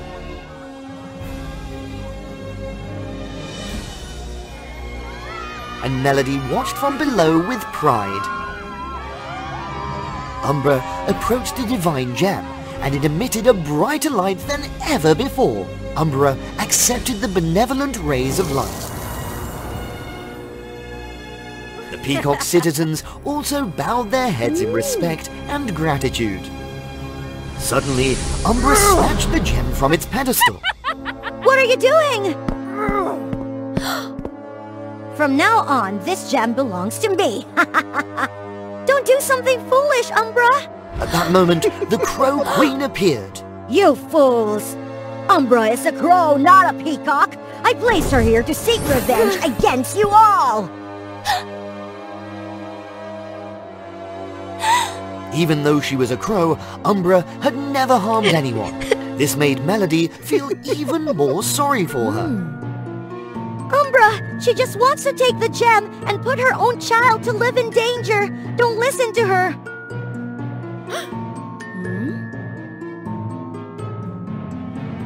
Get out of here! Melody immediately chased after her. Stop! If you know what's good for you, don't stand in my way. I don't need anything. Just please don't take my only sister away. Raveena, furious, struck Melody. Please, Mother, spare Melody. After all, she had taken care of me since childhood. Be quiet, or I'll punish both of you. No one will disrupt my revenge plan. Umbra felt disappointed at her mother, who had been distant for so long, proved to be exceedingly cruel and ruthless, resorting to any means to achieve her goals. No, this gem belongs to the peacocks. Raveena grew even more furious and cast a spell towards Umbra. Melody quickly unfurled her peacock tail to shield her sister. Her peacock tail acted as a sturdy barrier, deflecting the reverse spell back towards Raveena. Raveena was thrown back into a tree and fell unconscious. Melody's once bright tail was now tattered. Thank you for saving me, sister. No matter what happened, you were always a member of the Peacock clan. Both of them returned the gem to its original position. As for Raveena, she was imprisoned in the darkest dungeon, paying for the mistakes she had made. Mysterious events often commence beneath the shimmering moonlight, and tonight is no exception. The air was dense, as if swallowed by a looming darkness. Before Carmi's chilling scream tore through the night. Ah!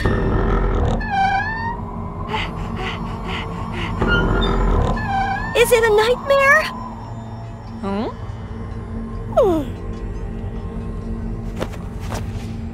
The morning after, that was meant to be a momentous occasion.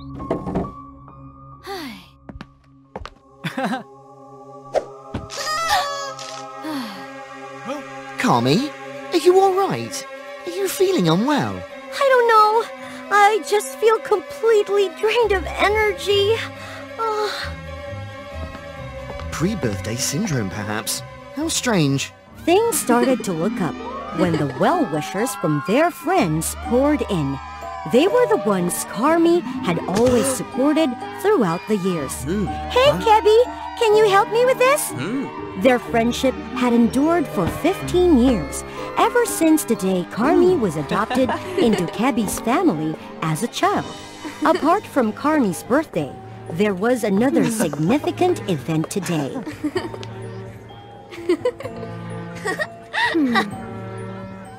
This is Alan Helsing, a new friend in our community. Please help him, everyone.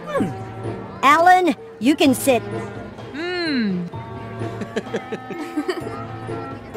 Oh, next to Carmi.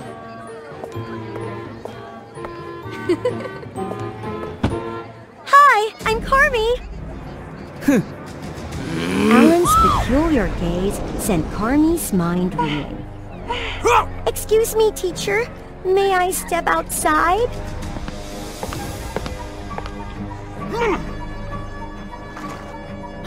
What's up with him?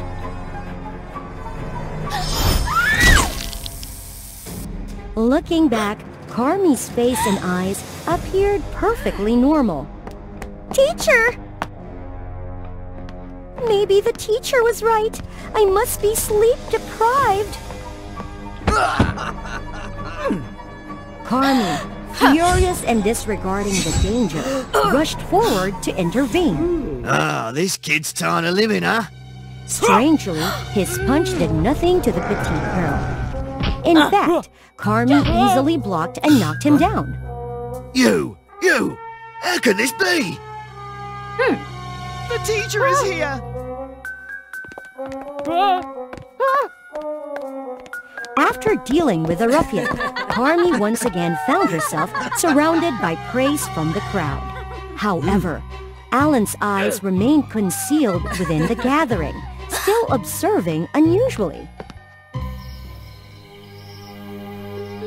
That evening, after enjoying a hearty dinner prepared by Kebi's mother, Carmi and Kebi mischievously slipped away to celebrate their own birthday.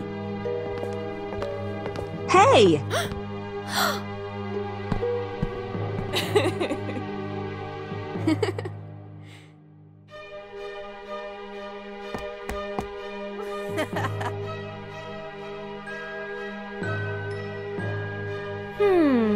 This was a yearly tradition for the two. Happy birthday, Carmi! Happy birthday, Carmi! Who said that? What's going on? I don't hear anything. It came from the edge of the woods. Can't you hear it? Huh?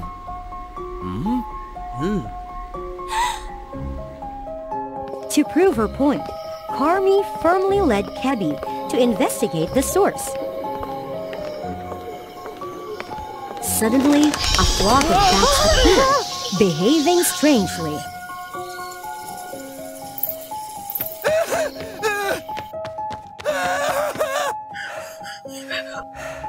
Can't you see? They're talking! Carmi explained to Kebi about the peculiar events of the day.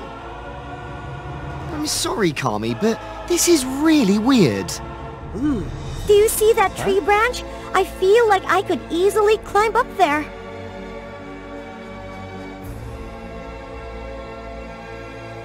Impossible! Whoa! Carmi, where are you? I'm right here!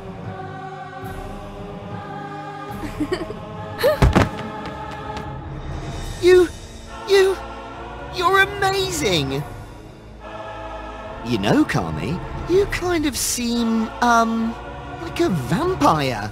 A vampire?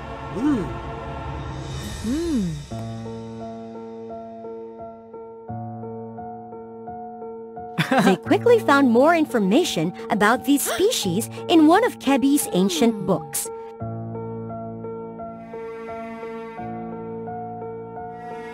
It mentioned that vampires possess terrifying strength, unmatched speed, and the ability to communicate with bats and mesmerize others.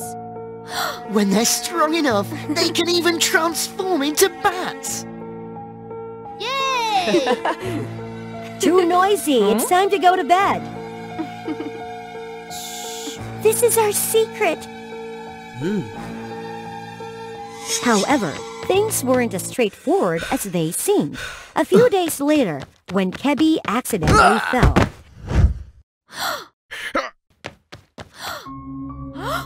The scent of fresh blood filled Carmi's nostrils, leaving her in a state of emptiness. Carmi? When things returned to normal, Carmi panicked and fled, fearing she might unintentionally harm those around her. All of this was observed through the eyes of Alan, the lurking threat nearby. Since that day, Carmi did everything she could to avoid meeting people.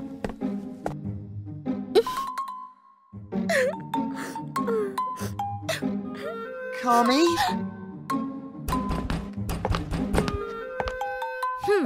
Stay away from me, Kebby. I might hurt you. Huh? Let me in. We're friends. You'd never harm me.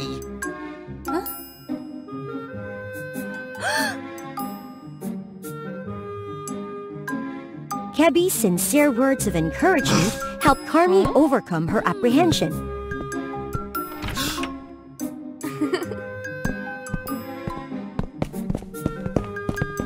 Both of them ventured into the woods to explore Carmi's newfound abilities. As her fears receded, they discovered that Carmi's abilities could provide wonderful experiences akin to those found in fairy tales. Never before had they enjoyed themselves to such an extent. On the way back, Carmi playfully teased Kebby. Haha, just kidding, Kebby. But someone didn't see it that way.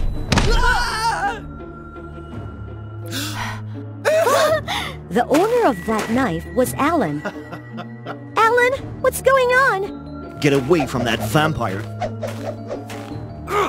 How do you know?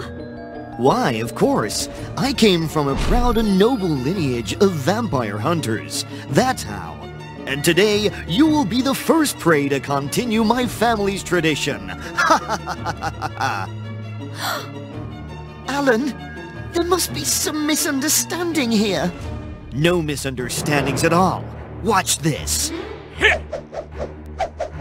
Carmi's body immediately responded, helping her evade Alan's precise attacks. While she possessed the powers of a vampire, she struggled to use them effectively, and it was no easy feat to escape. This doesn't look good. Carmi's losing. Aside from direct combat, Alan swiftly set up traps to subdue Carmi. Carmi, be careful!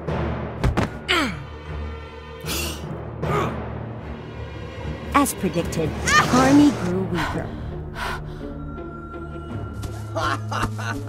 Carmi, run! Alan, unexpected, who was just moments ago his prey, now turned into his savior.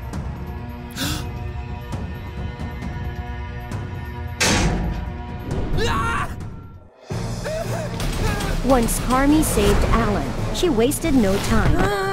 But difficulties don't dissipate so easily.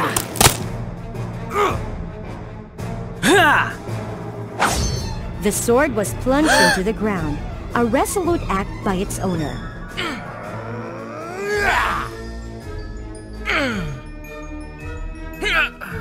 Thank you. But why did you do that? You're probably not as bad as I thought. Nevertheless, don't celebrate just yet. I'll be keeping an eye on you everywhere. If you know any unusual signs, I'll... Oh, come on. That's not going to happen. I guarantee it. So in short, why did you become a vampire, Carmi? Strangely, there were no bite marks on her body, which indicated that Carmi had not been bitten. As they pondered this perplexing situation, a tall, dark figure appeared. Vintage attire? Wild features like in the books. He's a vampire. Hello, my daughter Carmi. Located high above the floating white clouds, there lived a beautiful place full of bright colors, which was the home of apprentice zodiacs.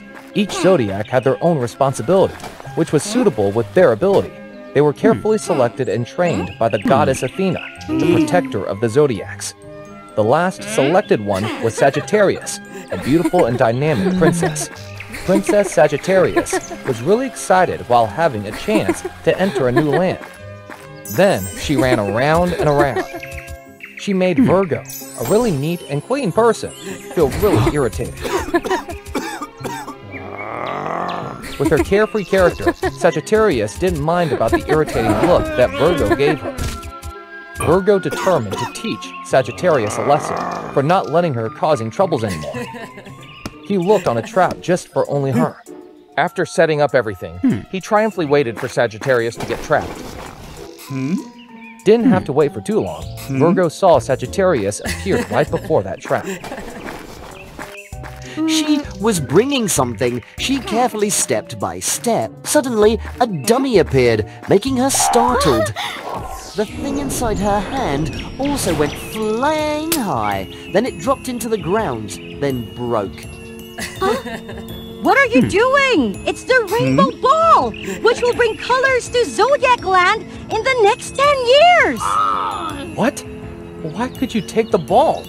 I'm the one who has the responsibility of taking it. Wasn't that you didn't go there? I have been waiting for you for so long, and the goddess had urgent work to do, so I had to take it for you. Oh, because I took time to study about that trap to scare you, so I forgot that I had to welcome the goddess. If there's no ball, the Zodiac Land won't have any color at all. It's all your fault. Go to explain it to the goddess Athena yourself. Wait, isn't that you are the messenger? With your speed, it just took a little time to inform me. Why did you take others' responsibility without permission? All right, because I'm really interested in the Rainbow Ball, but I have no rights to approach it. So I took the chance to touch it. I didn't expect... So, it also has your fault here. What we have to do now? Only few hours left to the ceremony. If we don't have the new ball, Zodiac Land will lose all of its color. Everything will be boring without any energy. I can't live with it.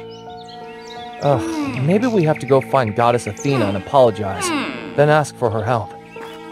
But only a few hours left before the old Rainbow Ball run out of its energy. If we wait for Athena Goddess come to report, it will be too late. Then, do you have any better idea? Or we will go to Rainbow Land to ask the Rainbow Goddess for another ball? She is kind and gentle. She will accept it for sure. Having no other choice, Virgo had to follow Sagittarius' way. On the way, they didn't forget to quarrel about the reasons which caused that situation. I won't talk with you anymore. Just follow me and bite the dust. I'll go there first. Then Sagittarius speeded up. After a while, the cliff appeared right in front of her, making Sagittarius not be able to stop. Luckily, she could hang into a vine and climb up. Virgo then appeared in time to help Sagittarius. Are you alright? Your hand is wounded. Why didn't you be careful? Let me help you. Then, Virgo helped Sagittarius handle her wound. Virgo's meticulousness and kindness made Sagittarius look at him differently. When everything was done, they realized that the land in front of them is where they wanted to go, the Rainbow Land. How could we get there? Or let me take the momentum, then jump up there. Are you silly? With your ability, you will probably fall after reaching halfway. At that moment, Virgo noticed beyond the Rainbow Land, there was a waterfall which was continuously flowing down. I have a way! After a while of working, Virgo created a simple form of onegu. Alright, hold it here, then pull it hard. Along with the strength of Sagittarius, a large rock was shot straight into the waterfall. The water splashed out, and with the sunshine, it immediately created a rainbow crossing the cliff. Then, the two could finally reach the Rainbow Land safely, thinking that everything was alright. But when they went to find the Rainbow Goddess, they were informed that she had gone, and she only came back by the next morning. Maybe we should come back and apologize to Athena Goddess. It took us many efforts to get there. We won't come back with nothing. Are you sure? I'm sure. Later, I saw by my own eyes, a ball was brought here. I mean, is that okay when we steal that ball? Do you really want to save the Zodiac Land? After everything is done, we will come back here and apologize. Don't waste our time and quickly take it. I will watch out and distract them. Although knowing it was not right, Virgo still had to listen to Sagittarius to save the Zodiac Land. Seeing the ball in front of him, Virgo took all of his courage to take it down. However, as soon as he took it down, the whole palace suddenly shook. Realizing that there was someone who'd stolen the rainbow ball, everyone immediately went there to catch the thief. Virgo, quickly get on my back! Sagittarius quickly carried Virgo and ran away. When they were about to catch up, a dummy appeared and scared the guard keepers, making them startled and fall down. Indeed, it works! Turned out while waiting, Sagittarius simulated Virgo's prank just in case being caught. Incredible! Meanwhile, it took me nearly a day to make that dummy. You just need a few minutes. You're the genius of the prank, Sagittarius. You give me too much credit. Oh no, we have to be quick. The sunset is coming. Without the sunshine, the rainbow will disappear. Just believe me. Sagittarius used all of her power to rush away. Coming closer to the rainbow, Sagittarius not only did not stop, but also accelerated faster. No, no, no! What do you want to do? Sagittarius used all of her strength to run across the rainbow, which was fading away. The last sunshine also vanished, and the rainbow also disappeared accordingly. Sagittarius rushed higher, aiming at the beyond bank. However, she slipped as she nearly reached it, making the two fall out of the cliff. They were supposed to end up like that, but suddenly, a white cloud gently got their back. That was Rainbow Goddess. She could come back timely to save the two of them. Having no way to escape, the two had to apologize, then tell everything to the goddess. Do you know that you were all wrong? It's all my fault when forgetting the mission and causing all the troubles. Please don't blame Sagittarius. No, it's my fault when taking the other's mission and inciting Virgo to do the wrong things. But it's not important now, my goddess. Please help the zodiac not lose its colors. Then I will take all the responsibilities and punishment. Suddenly, the goddess laughed out loud, making them obscured. Indeed, I'm not good at being difficult. You all got your own faults, right? Athena knew all the things that you had done, but she wanted to teach you all a lesson. So I made it more difficult to you. All right, now follow me. The Rainbow Goddess led Sagittarius and Virgo to a small room. They were really astonished while seeing piles of rainbow balls inside. We have lots of balls like this, so it won't matter when a few of them is broken. However, maybe they look similar, but each one has different uses. I am the only one who can distinguish them.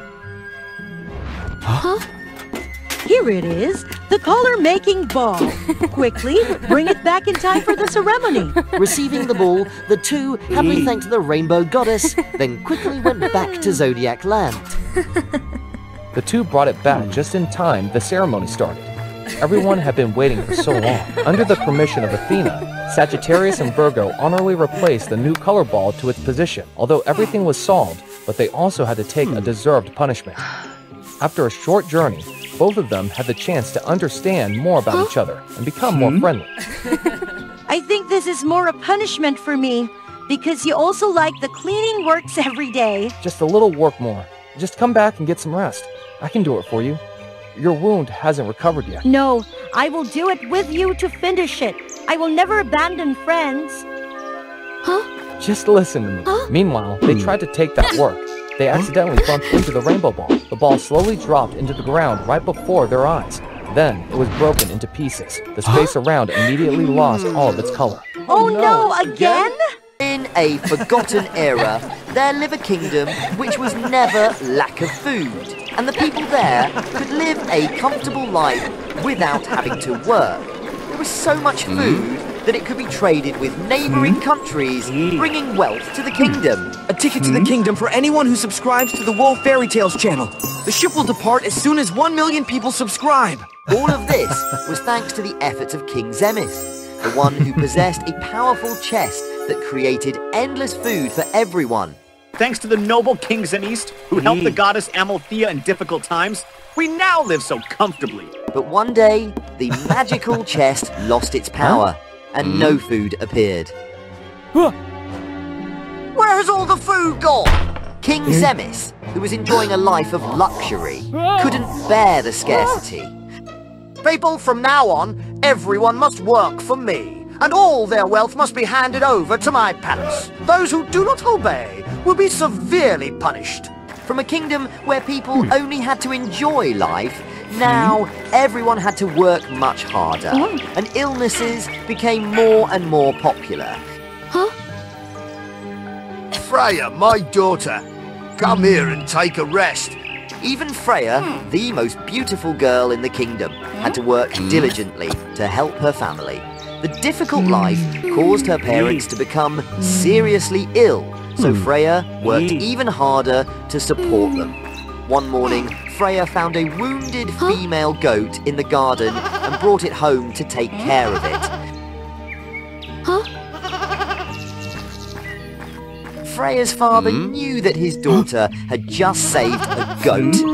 You just take good care of it, my daughter. When it recovers, we will be able to get goat's milk to sell. Felt pity for the wounded goat, but couldn't let her father's condition worsen, so she had to follow his advice. After a long time of caring, the goat finally recovered. The sale of goat's milk brought some money to Freya's family, but it still wasn't enough to fully cure her parents. I tried my best. Is there any way to save my parents? Suddenly, the goat nudged Freya and tugged at her dress, as if trying to lead her somewhere. Freya curiously looked at the goat heading to the forest. Then, she decided to follow it. Both of them walked for a long time until they came upon a vast and beautiful meadow where thousands of goats were grazing. From a distance, a beautiful woman approached Freya. Hello, I am the goddess of abundance, Amalthea, who watches over this beautiful plain. Hello, goddess. This must be your goat. I found it wounded, so I took care of it. I believe it now wants to return to you. Really, thank you. It brought you here to meet me for a reason. What's wrong with you? Freya told the goddess the entire story of the kingdom's current situation. It seemed to help the goddess realize something. So it's Zenith. Freya, you and the people were misled. Long ago, the meadow welcomed humans, and they all enjoyed the food from the magical chest and the peace together. But one day, the goddess discovered that her magical chest was stolen. Amalthea goddess was really angry, but she couldn't retrieve it because she was forbidden to enter the human world. She also limited human access to the meadow. The chest couldn't sustain indefinitely without my magic. This is the consequence of lazy humans relying on the power of the divine. So it was King Zenith who stole the goddess's chest, and it's not a gift. Freya looked at the displeased goddess, but for her parents, she tried to beg the goddess once again. We were wrong to rely on the power of the chest. Please forgive us and help my family, my goddess. Seeing Freya's earnest plea, Goddess Amalthea felt compassion and decided to show her the way. All right, because you also saved my goat. Follow my instructions if you want to save your parents. Bring the magical chest to me, and I will provide the medicine for your family. Freya thanked the goddess and was transported back to the kingdom. She immediately went to King Zenith's castle, trying to find a way to sneak inside. Suddenly, Freya accidentally bumped into a nobleman. Startled, she tried to run away, but she was caught immediately. Who are you? And why are you sneaking around here? Freya felt that this person was not ordinary, so she remained silent, fearing she might be discovered stealing the chest. I am Prince Brian. If you don't speak quickly, I'll have you arrested and punished. Freya was in a hurry to retrieve the medicine for her parents, so she told Prince Brian the truth about the magical chest and the task given to her by Goddess Amalthea. Brian was shocked by the revelation about his father. He had witnessed the hardship and suffering of the people because of his father's greed over the past few days. Let me help you find the chest. I want to free the people from this hunger and poverty. Brian believed that Freya sneaking into the castle was dangerous, and she could easily be suspected due to her appearance. So he took her to a foreign merchant beauty salon to help her change her appearance. Although Freya was already beautiful, her new glamorous attire made her even more radiant.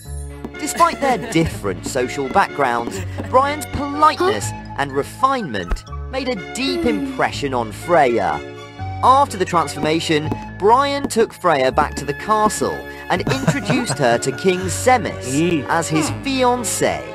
King Zemis was pleased to see Freya and was delighted that his eldest son had found someone to love. He agreed to hold a wedding for them on a suitable day. Freya, stay here and rest for a few days. Brian, arrange accommodations for your fiancé. Brian and Freya thanked King Zemis. Both were waiting for the right time to retrieve the chest. One night, Brian took Freya to a small room next to King Zemis' bedroom. The magical chest, which had once created endless food, was now an empty container sitting silently in the room. When Freya lifted the chest, a strange noise rang out, startling both of them. A hidden secret room behind a wardrobe was revealed. The two entered the secret chamber and discovered the missing queen who had disappeared years ago, lying quietly in a corner. Queen! Why are you here? Brian's exclamation alarmed King Zemis, who quickly woke up and rushed to the adjacent room to see what was happening. Who's there? Freya heard King Zemis and hurriedly pulled Brian away before they could be caught. King Zemis, unable to see clearly who had just run past, ordered his guards to capture the suspected intruders and then proceeded to inspect the secret room. Capture those two immediately! King Zemis felt relieved when he saw that the queen was still there, but next to her was a necklace that belonged to Brian. He realized that Prince Brian had discovered the truth and had hurriedly went find him. Freya led Brian into the forest in an attempt to find the meadow of Goddess Amalthea, but couldn't remember the path to get there. King Zemis pursued them, calling Brian's name and running as fast as he could. Suddenly, a strange light enveloped Freya, Brian, and King Zemis, transporting them to a different realm. Goddess Amalthea brought all three of them to her meadow. Freya quickly returned the magical chest to its owner. After being returned to its owner, the chest immediately restored its magic, causing food to be produced again. Suddenly, King Zemis rushed toward the goddess, attempting to seize the chest from her. Brian was so surprised, but he tried to rush there to stop his father from making a big mistake. Brian, release me! I need the chest to save your mom! It turned out that due to her inherent weakness, the queen fell into a deep sleep after giving birth to healthy Brian. Zemis loved his wife deeply and spent all his wealth by exporting food to bring doctors from far and wide to cure her, but with no success. Not wanting Brian to blame himself for causing the queen's illness, King Zemis concealed the truth about her condition. When he saw Brian distracted, he tried to escape, but Goddess Amalthea easily used her powers to take the chest from him. Freya witnessed the entire situation and felt empathy for King Zemis and Prince Brian. Honorable Goddess Amalthea, please save my kingdom this time. We promise to work diligently and earn our living by our own efforts. Seeing that they had all learned a valuable lesson, Goddess Amalthea agreed to help those pitiful people. Freya, this is my promise to you. Thank you for your help. And King Zemis, you have committed a great offense against me. To save your queen, you must renounce your throne, or else I will punish your queen and your son. With his great love for the queen, King Zemis agreed to the goddess's condition. Brian, my son, take the throne from me and restore the kingdom with your own efforts. Brian, in order to save the queen, fulfilled his father's wish and kept his promise, agreed to the goddess's conditions. Goddess Amalthea was pleased to provide the healing medicine and then returned them to the kingdom. The miraculous medicine she provided helped all those who had been sick recover their health. King Zemus gave the throne to Prince Brian and left the royal palace, as he had promised to the goddess.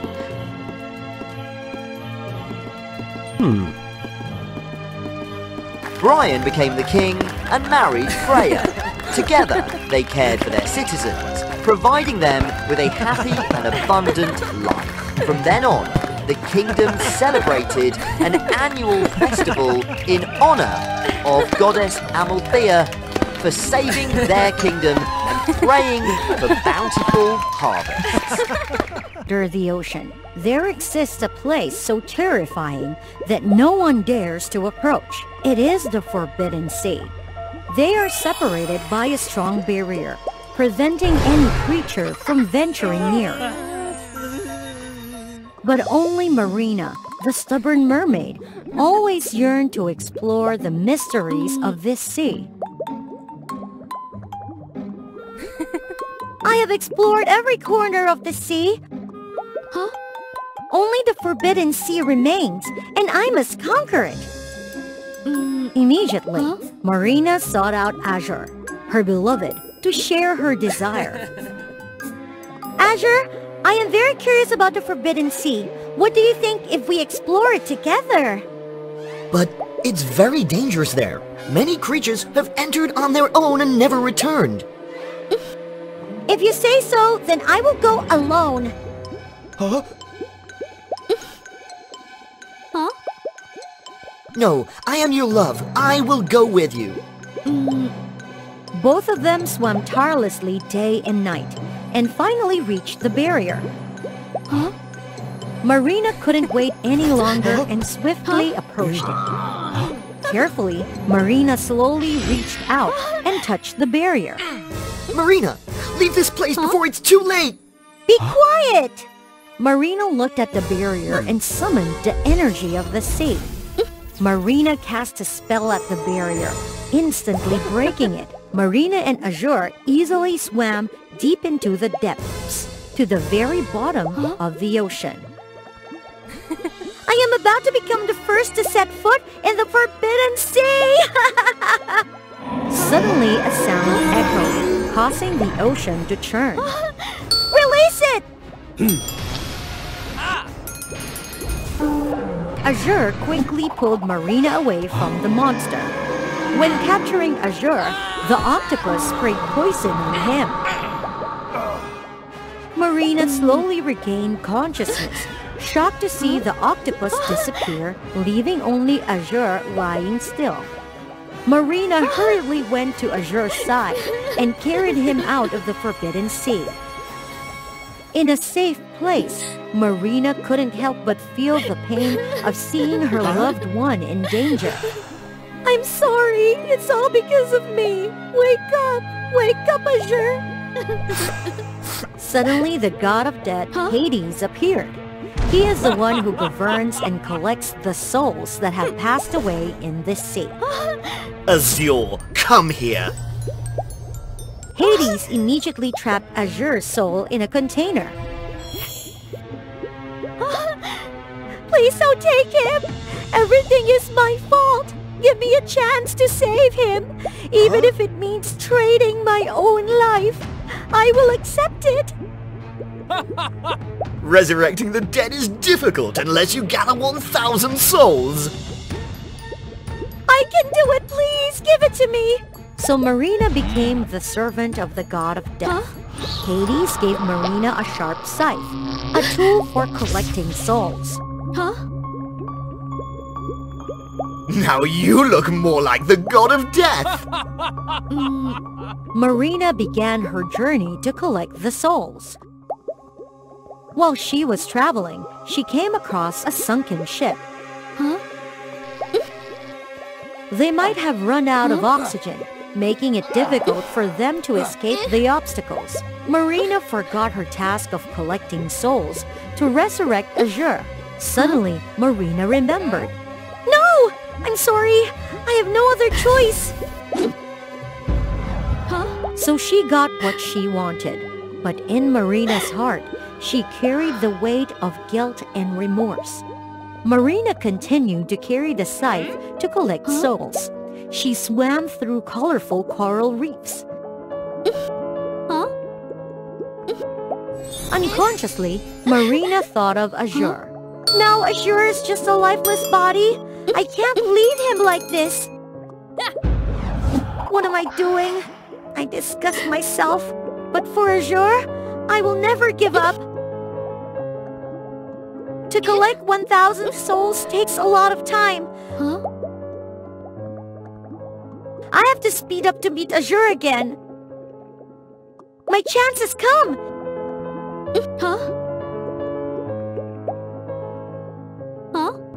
After all, Azure is everything to me. Due to just giving birth, the seahorse father is no match for Marina. But the seahorse father doesn't give up and uses his last strength to save his offspring. In an instant, Marina took away the lives of many creatures. It seemed that the cruelty and ruthlessness gradually consumed Marina's consciousness. She disregarded everything to collect souls, even those creatures that were not destined to die, causing families to be torn apart, lives to be lamented. I have collected enough 1,000 souls for you. Ooh, well done, Marina. You're more resourceful than I thought. I have completed the mission. Please resurrect Azure. All right, then. Strangely, after being resurrected, Azure suddenly became completely different. What have you done? Azure was trapped in the container along with the restless souls. Because you unreasonably took their lives, the vengeful souls turned them and other souls into darkness. You! Give me back my soul! Marina, frightened, searched for a hiding place. A horrifying scene unfolded before her. Due to the darkness, Azure became increasingly cruel and ruthless. I disregarded everything and took the lives of thousands of innocent creatures to trade for Azure's life. But the one I loved is no longer there. Burdened with guilt, Marina sought out the god of death. Please, show me how to restore Azure to his former self. Go collect another 1,000 souls! No! I don't want to be the servant of the god of death anymore! How dare you! I would rather be a normal mermaid than be your servant and be corrupted to do evil! If you give up the power of the god of death, then Azure will easily defeat you. Huh? Huh? Only this way can soothe the resentment within Azure. No! Hades erupted in anger and immediately took back Marina's scythe. With no weapon left, Marina lost her form and the power of the god of death. You will pay for this betrayal! Azure! Thanks to releasing the innocent souls, Azure was no longer consumed by darkness. But once again, Azure sacrificed his life to protect his beloved. No! Azure! No! Please save Azure! There will be no more magic for him. Then please let me disappear with Azure to meet him in another world. That's too easy for you. Your punishment is to live alone in this world. You will repent for your mistakes, and only when you have served enough time will you be reunited with your loved ones. Marina realized that taking the lives of innocent beings for her own gain was selfishness, not love. And changing the laws of nature, resurrecting the dead, is impossible. In conclusion, destiny always cannot be easily altered. After that great loss, Marina worked diligently day and night, helping others, hoping to redeem the mistakes she had made. Marina believed that in another world, Azure would find solace in seeing her efforts. Today's story ends here. Please subscribe to WOA Fairy Tale for more wonderful and touching stories. When people suddenly lost something precious, they often fell into despair and agony. The tale of Princess Sophia serves as proof of this. To follow the stories unfolding, subscribe to WOA Fairy Tales channel to find out the outcome. From the day she was born, Sophia never lacked anything. She indulged in endless pleasures, neglecting her royal duties, much to the dismay of the king and queen. Whenever her father fell ill, Sophia would be busy playing, forgetting to inquire about his well-being, until the kingdom's sorceress reminded her to visit. Tomorrow is your 18th birthday, and the whole family will be going on an outing. How boring! But sadly, that trip turned out to be the last time Sophia would be with her parents. The whole family was attacked and robbed by bandits. Sophia was gravely injured, and both the king and queen lost their lives. Father, Mother, wake up! No! You filthy folks! You've harmed my family! I despise you! Hearing the dreadful news, the kingdom's sorceress rushed to the scene and couldn't help but feel sorrowful. Quickly, take the princess away from here. After the sudden departure of her parents, Sophia seemed to turn into a different person. She became irritable and difficult with everyone. You filthy servants! Leave this place! Princess, calm down. Come outside with me to soothe yourself. While walking, Sophia spotted a girl who looked exactly like her, named Grace, stealing a piece of bread. You! Dare to have a face like mine? Catch her for stealing! Please forgive me. I just want to save my severely ill brother at home. He's been hungry for days. I loathe poor and despicable creatures like you! Princess, spare her. She's also a victim of circumstances. Don't speak further! Take her away! And so, Grace was taken to prison. Every day, Sophia visited the place where Grace was held, looking at her, and the memories of the bandits who ruined her family resurfaced.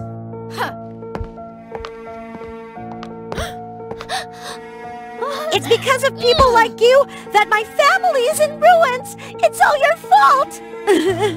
Please forgive me! Suddenly, the sky turned pitch black. Thunder rumbled, and lightning struck between Sophia and Grace, causing both of them to be thrown back. Quickly take the princess away from here. After a while, Grace woke up, exclaiming in Sophia's voice. What's happening? Why am I now Grace? Sophia had turned into a poor, ugly girl imprisoned in the dungeon. Release me! I am the true princess! While Grace became the beloved princess, adored by all.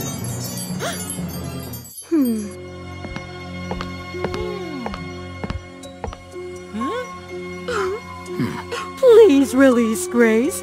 Our family is in dire straits, forcing Grace to act this way. Release her. I'm not going anywhere! I am the princess of this castle! You deceitful soldiers! You will pay for this! Back at home, Grace's parents hurried to the side of a little boy and started crying. It turned out to be Grace's severely ill brother. Sister Grace, please stop stealing food. I can endure it. Sophia realized that Grace did those wicked deeds only for her family. Take everything valuable and give it to me. Please, give us more time. If the debt isn't paid in 3 days, I'll take this girl. Never! Even if we have to sell everything, we will never do such a thing! Sophia realized that no matter how poor they were, Grace's parents still showered her with love and protected their child fiercely. She reflected on her past life of wealth and how she had been consumed by material pursuits, neglecting her family. Such simple happiness, which Sophia had never experienced before. In 3 days, you must bring the full amount to repay the debt, or I'll take her away. Grace's parents were extremely worried, working tirelessly day and night.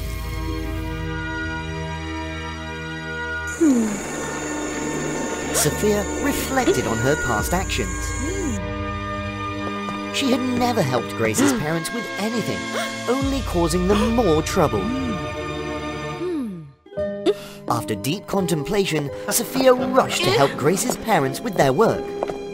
Gradually, Sophia forgot her princess identity and integrated into the lives of the poor people, earning money with Grace's parents and caring for her brother. The 3 days had come to an end, and the family finally collected the owed money and brought it to Felix's house. Grace's parents and Sophia entered, seeing many poor people weeping. Please have mercy and reduce the tax. We're already struggling. Right on time. How dreadful. Sophia handed the money to Felix and noticed a golden plum and a precious gemstone that the Queen and King often carried with them while alive.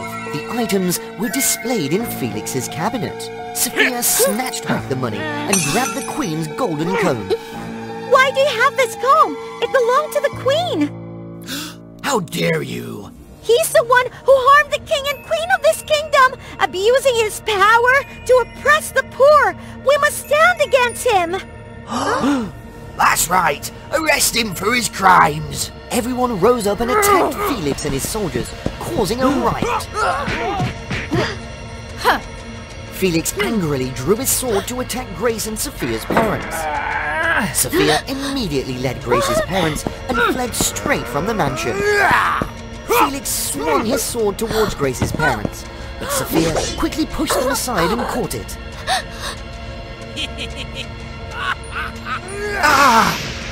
The old sorceress and Grace arrived on the scene. Quickly, capture that criminal! Let me go! Let me go! Father, Mother, it's me, Grace, your daughter. Only then did the old sorceress laugh gently and wave her hand, and lightning struck Sophia and Grace again, causing both to fall to the ground. Sophia and Grace woke up, returning to their original bodies. I did this to help you understand that not all poor people are wicked. You need a multifaceted perspective when judging situations. I have observed your time with them, and I feel that you have truly changed. And I asked Grace for help without revealing the truth. Thank you for helping me find the right path. I apologize for my thoughtless actions towards you. Forget about it. You also helped my parents a lot. From then on, everything returned to normal. Sophia no longer harbored prejudices against the poor. She lived harmoniously, embracing kindness and empathy. The entire kingdom overflowed with prosperity and happiness. We always thought that magic would make everything in life easier, but in fact, would this be true in all cases? Or would it make things even more complicated? Let's find out with WOA Fairy Tales. Once upon a time, there were two kingdoms that existed in parallel and lived peacefully together, named Human Land and Wonderland. Unlike Human Land, where humans lived and there was no magic existed, Wonderland was the land of mystical creatures, possessing magic. If a person in Wonderland fell in love and vowed to live with the other half of Human Land, that person would lose all magic. Of course, Giselle, the optimistic princess of Wonderland, was no exception when she decided to marry Philip, the courageous prince of Human Land. My dear, I know you love Philip very much, but if you take all your magic from now on, you will no longer be able to talk to animals, give life to trees, control things. Don't worry about me. I believe that if Philip is by my side, I will always be ready to adapt and overcome any difficulties in the future. Okay, I hope you and Philip can live happily together. And this is my gift to you. Keep it carefully. I will. Thank Father. I love you.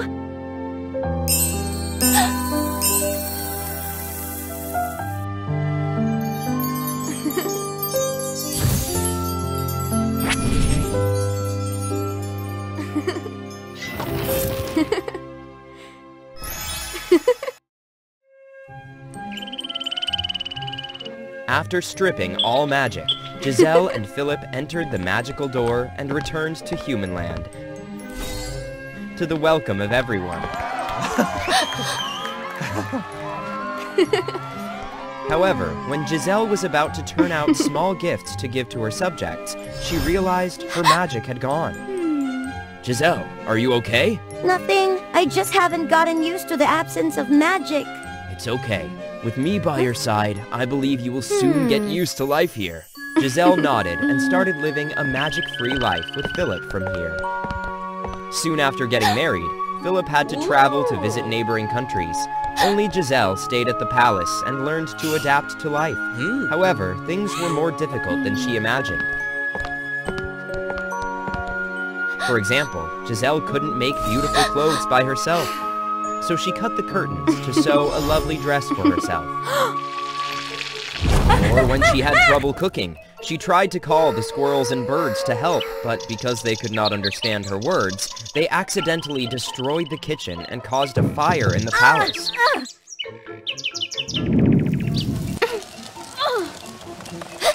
After everyone put out the fire, Giselle apologized to the maids and sadly returned to her room.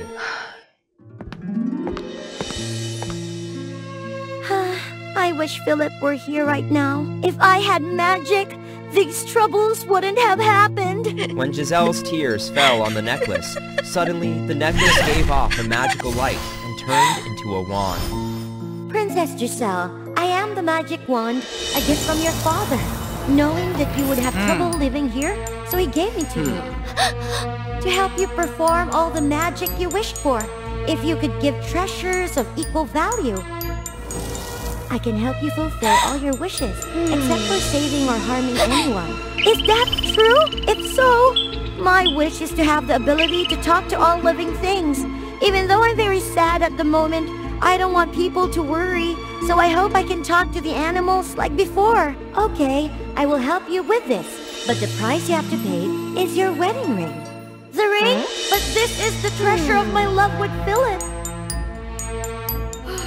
But I've been wanting to confide with someone lately.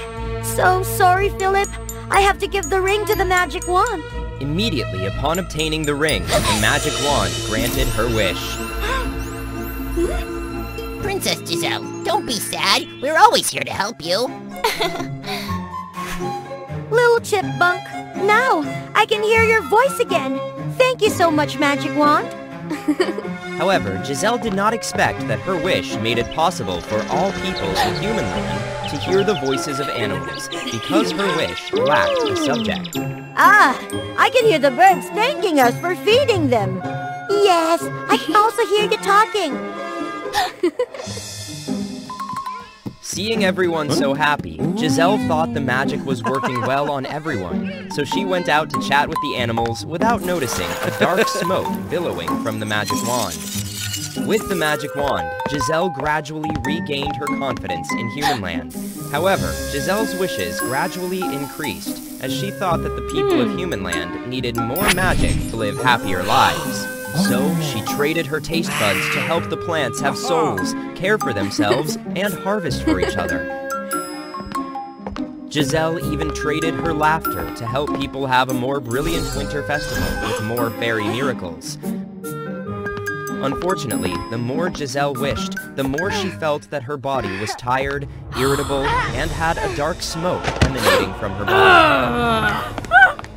Moreover, although Giselle's wish came from kindness, Humanland was a land of humans, so they couldn't get used to the magic created by her, so their life was gradually turned upside down and disordered. Therefore, the people were very upset and criticized her magic, making Giselle feel extremely pitiful, resentful, and increasingly losing her temper. Even when Philip arrived and rushed to see his wife's situation, it could not stop Giselle, who was gradually losing control. Giselle, please calm down.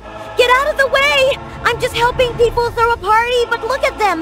They're not understanding my good intentions, even criticizing me. It's not like that, Giselle. I apologize for not being with you during those times, but I believe they only had a little misunderstanding and difficulty when they came into contact with the magic. It's also hard for me without you by my side and having to live in a place where magic doesn't exist. I tried to be happy while being sad, but they just had a little trouble with magic and they were already screaming. So, with this wand, I wish everyone in Humanland lived in a magical world like Wonderland to understand me better! But this wish of yours is too big. You must trade your most precious thing, Princess. There's nothing more important than proving that a magical life like Wonderland will make life better here! Grant this witch magic wand! Okay, if you want. As Giselle swung her wand to grant her wish, the entire Wonderland gradually appeared and released many fairy characters into the human world. However, that huge source of magic caused the people to panic, and the whole festival seemed to be completely destroyed. While Giselle was happy with her wish, she suddenly heard a scream.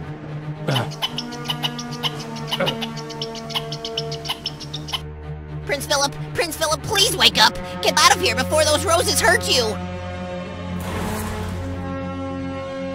What happened to Philip?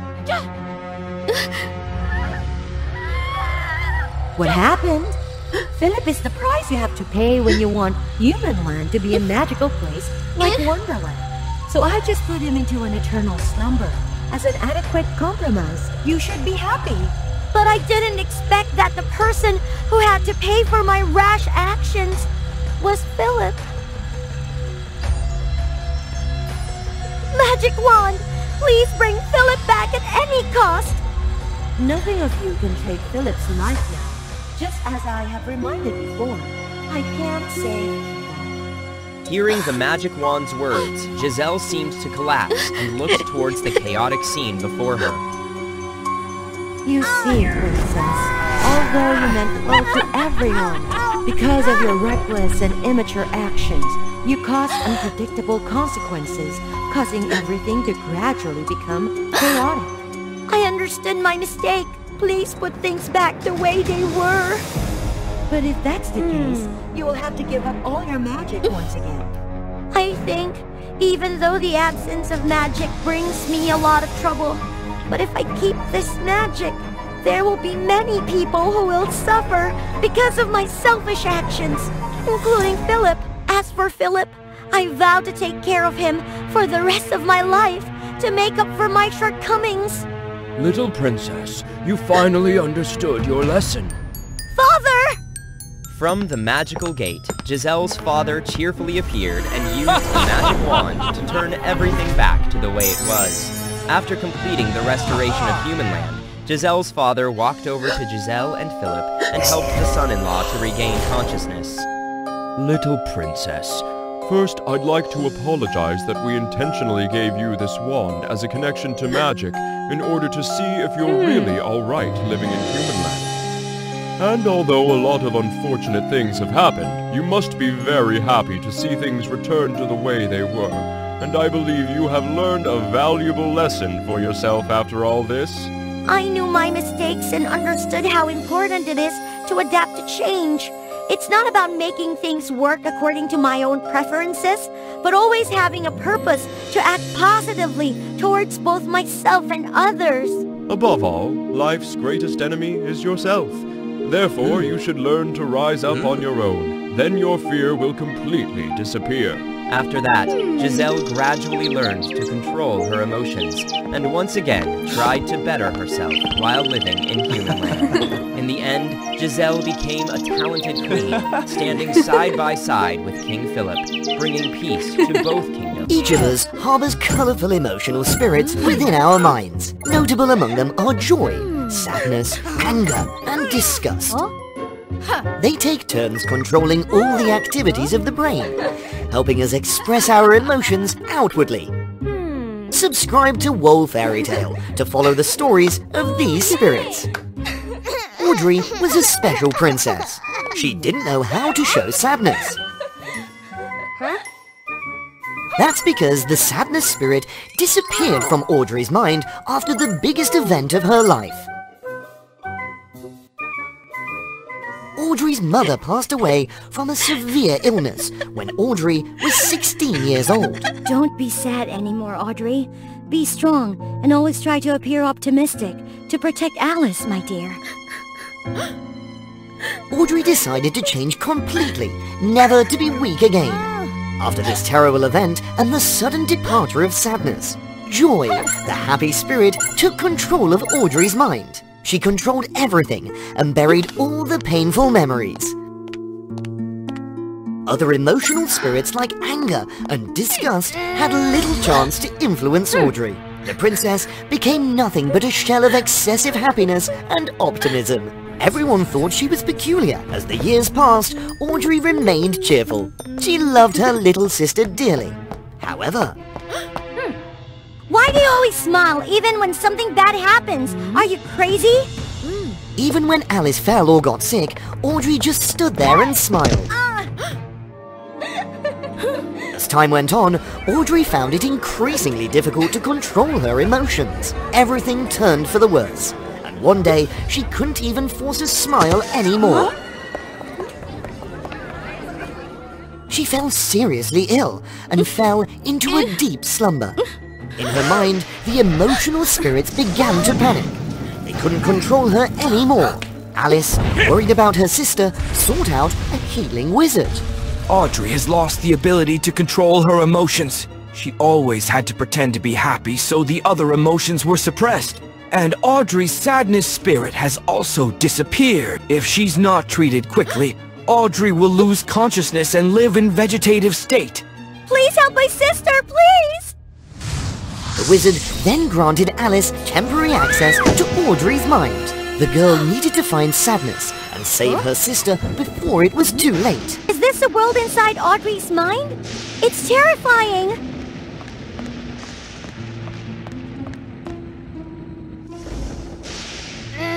It's all your fault, Joy. Ugh! Exactly. You've been controlling our owner excessively. Calm down! Sadness caused this. She's the one who wanted to hurt our owner. Huh? Alice, what are you doing here? Leave, it's dangerous! This kid, always causing trouble. Alice requested everyone's cooperation to find sadness. Only that could help Audrey. I think we should try to find a place where Joy buried all the sad memories. That's pointless! Those memories may have been destroyed. Huh? Come on, Joy! Time is running out. We have to try everything. With no other option, Joy had to leave everyone there.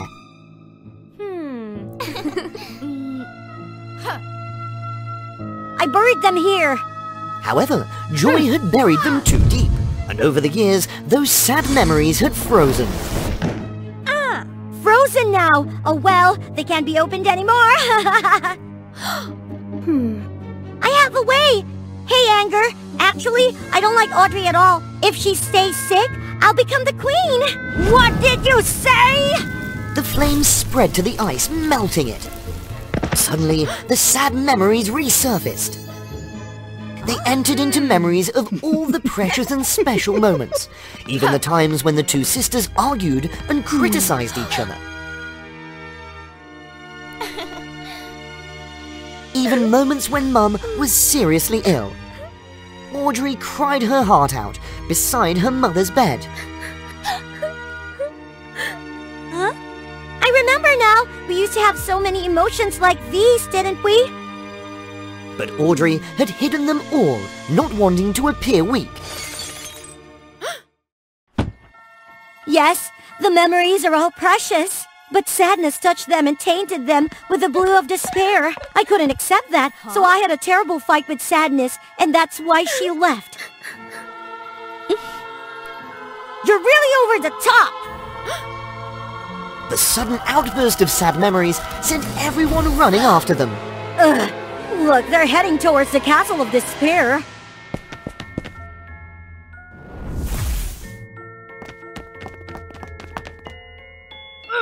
Sadness must be hiding there! But strange mosquito-like creatures began to appear and attack everyone. Oh, I hate these anxiety mosquitoes! Give up! No one can save your owner! Someone's lying! One of the spirits is a liar! More and more mosquitoes swarmed in. All right, everyone, let me handle this. She scolded the mosquitoes one after another, making them fly away in fear. They searched everywhere, but couldn't find sadness.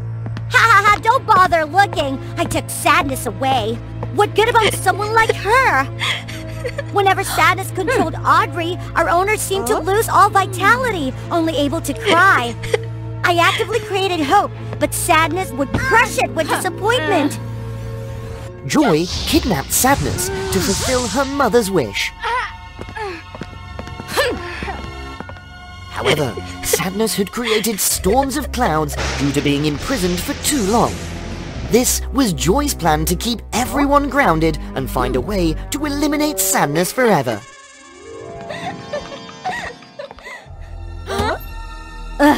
It's not going well. Come here quickly. Go, Alice! Save Sadness! Alice clung to the swarm of mosquitoes, which carried her to where Joy and Sadness were. It's over, Sadness! Fine. I'll do whatever you want. No! Get away quickly!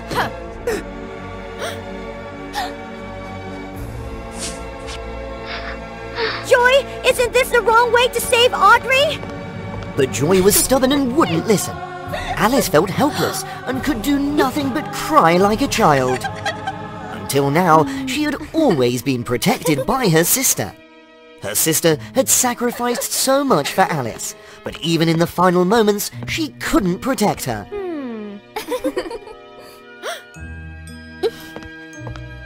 Oh, Alice! Both of them shared their sadness, helping each other relive the pain. Thanks to that, Alice gradually regained her composure. Alice expressed her most sincere gratitude, a thank you she wanted to convey to Audrey. Joy realized her mistake and was crestfallen. Only Sadness could truly understand and empathize with Audrey's and Alice's sadness. Every emotion, including sadness, had its own value. To mature, Audrey had to learn to face her own emotions. I understand now. I'm truly sorry, Sadness. The unnecessary conflicts were resolved.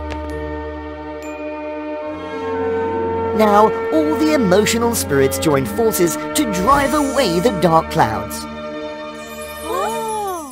They understood that they needed to harmonize their emotions and accept sadness as an essential part of life. Alice successfully helped her sister overcome the emotional crisis. Thank you, Alice.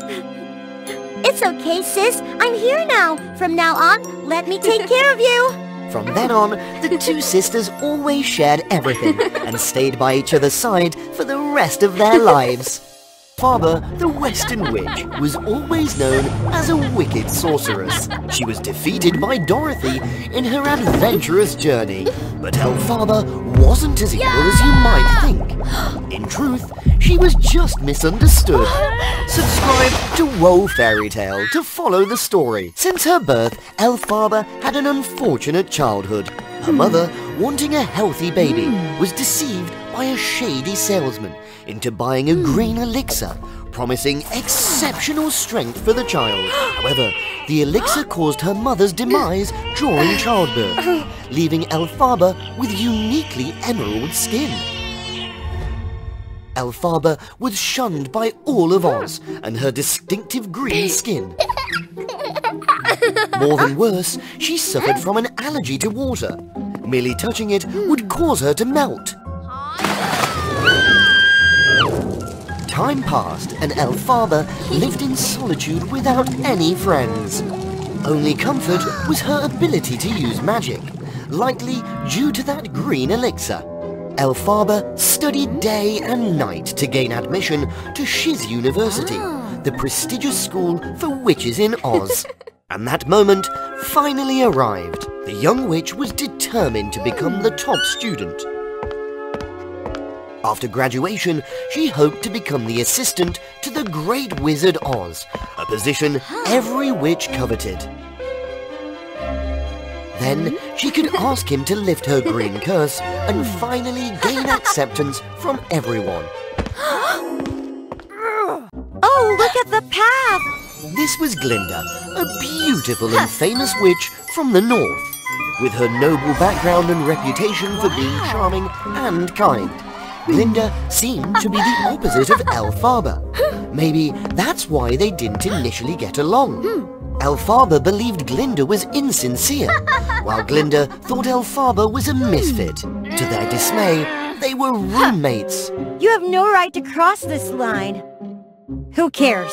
In the days that followed, Glinda easily became popular among the students, while Elphaba spent most of her time alone. She focused on her goals and showcased her extraordinary talents.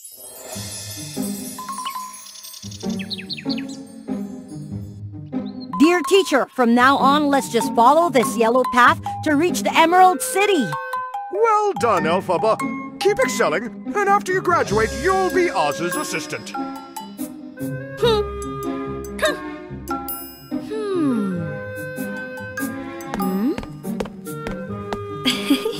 Hey, Elphaba, have you picked an outfit for the evening party?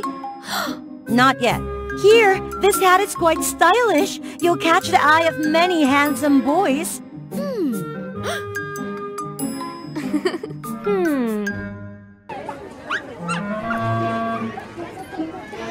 As predicted, at the party, everyone laughed at Elphaba, and no one wanted to dance with her.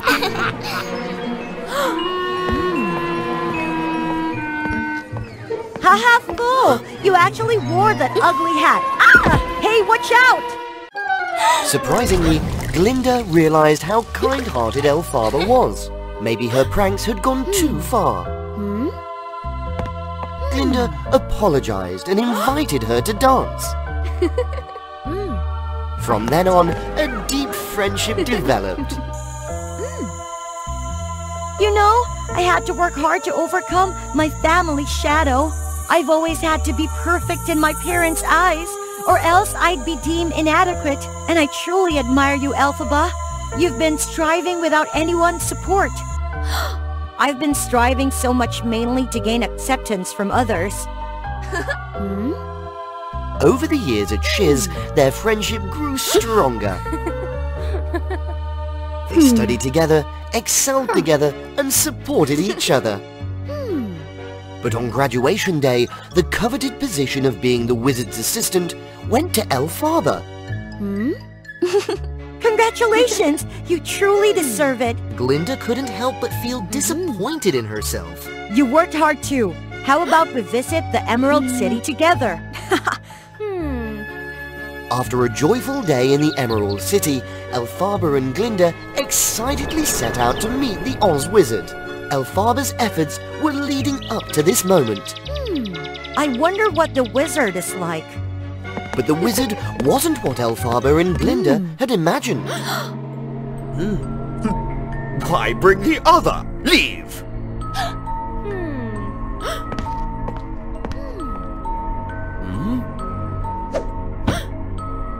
So, you're the best student from Shiz. Fine, I'll give you a test. Give this monkey wings.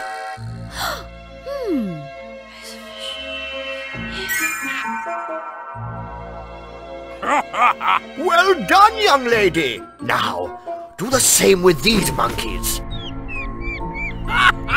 They'll make excellent minions for me.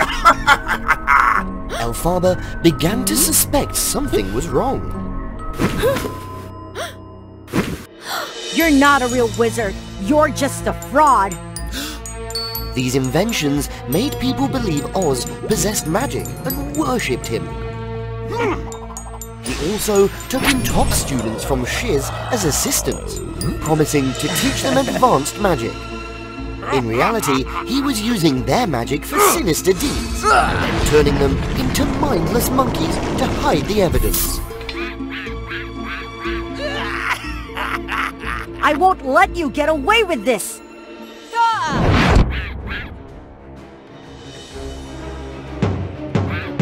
Guards, go get her! Things kept happening for a week, but Elphaba was nowhere to be found. To protect his secret, the wizard blamed Elphaba for the chaos, accusing her of trying to take over the world. Rumors of the wicked Western Witch spread. Elphaba, traitor! Unacceptable! Glinda confronted Oz, pledging to join his side to uncover the truth. Yes, the Good Witch of the North! During this time, Dorothy, a girl who had been swept into Oz by a tornado, arrived. Follow the yellow path to see Oz and return home. However, Oz would only help Dorothy if she defeated Elphaba. Glinda and Dorothy followed Oz's lead to find Elphaba.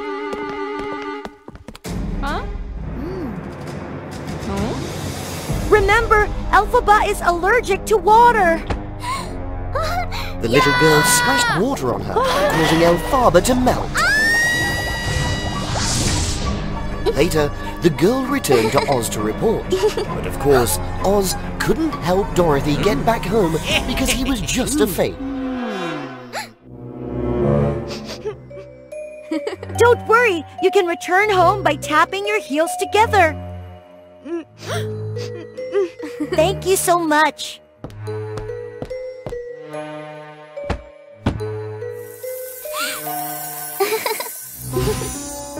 In the end, the people of Oz celebrated Elphaba's departure, without realizing everything had been part of Elphaba and Glinda's plan. You! Why are you still alive? Fool, did you really think I would betray Elphaba so easily? After escaping Oz, Elphaba's first stop was Glinda's. She received wholehearted trust from her friend. Glinda pretended to side with Oz to gather information. She came up with a plan to make Elphaba disappear. By creating an illusion of water, Elphaba performed a masterful melting act. In the midst of Oz's celebration, Elphaba secretly entered his study and uncovered evidence. For so long, he has deceived everyone. This is his invention that turns people into monkeys.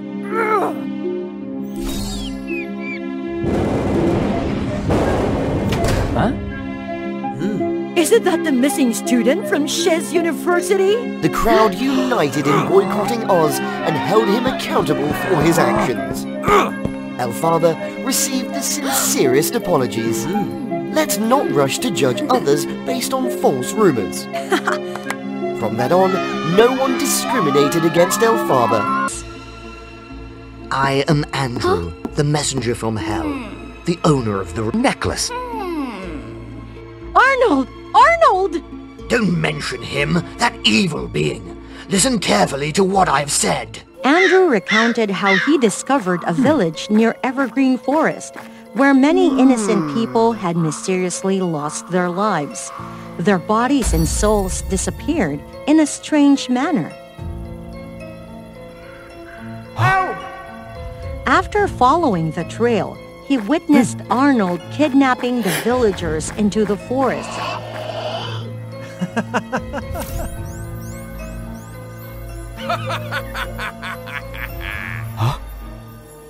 Andrew intended to confront and destroy Arnold, but realized he lost the magic necklace. Without it, Andrew's power diminished significantly, so he had to hide and await its discovery. Lying! Don't mention him, that evil being. Listen carefully to what I've said. Tomorrow, when there's no moon, he will come out. Go and see for yourself. If you need to meet me, call Andrew 3 times. I must go now.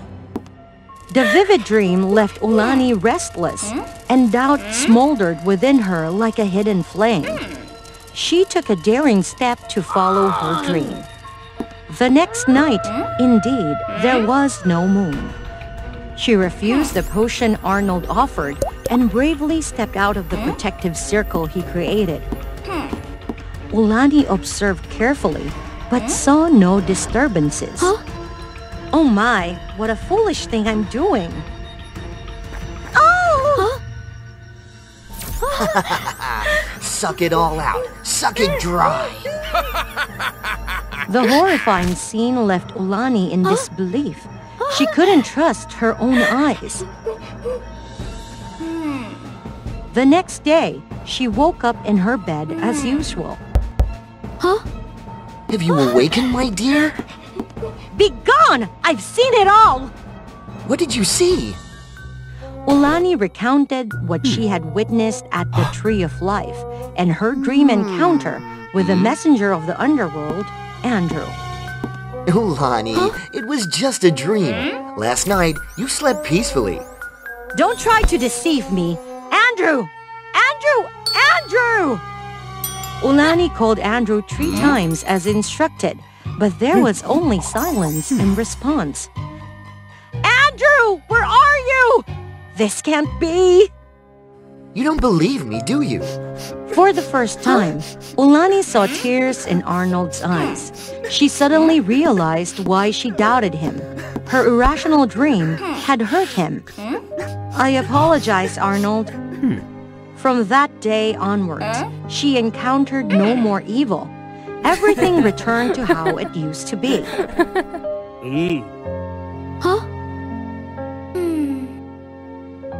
Ulani decided to confess her sins at the Tree of Life.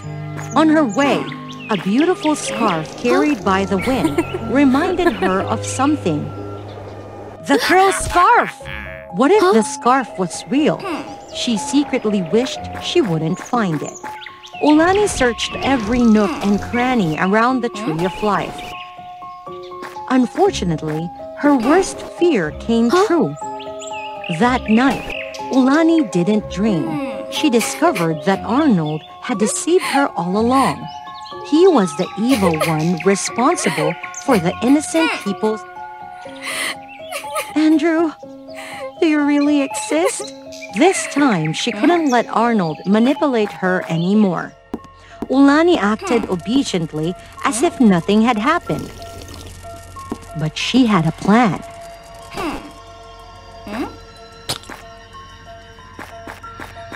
On a dark night, she followed Arnold and discovered a hidden underground chamber. When Arnold left, she descended into the mysterious depths. Andrew! Oh my goodness! It turned out when Arnold left, he didn't protect the villagers. Instead, he kidnapped more innocent souls.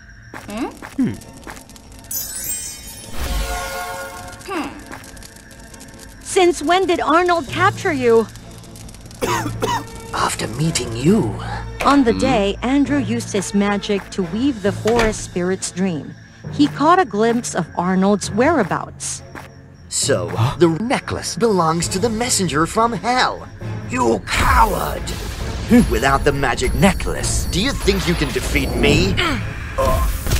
The deceitful Arnold used magic to overpower the messenger from hell and imprisoned him in the dark dungeon. Please, go this way, everyone!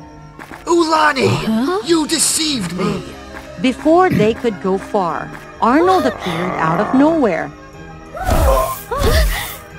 It is you who is the deceiver! Why harm the innocent? Why?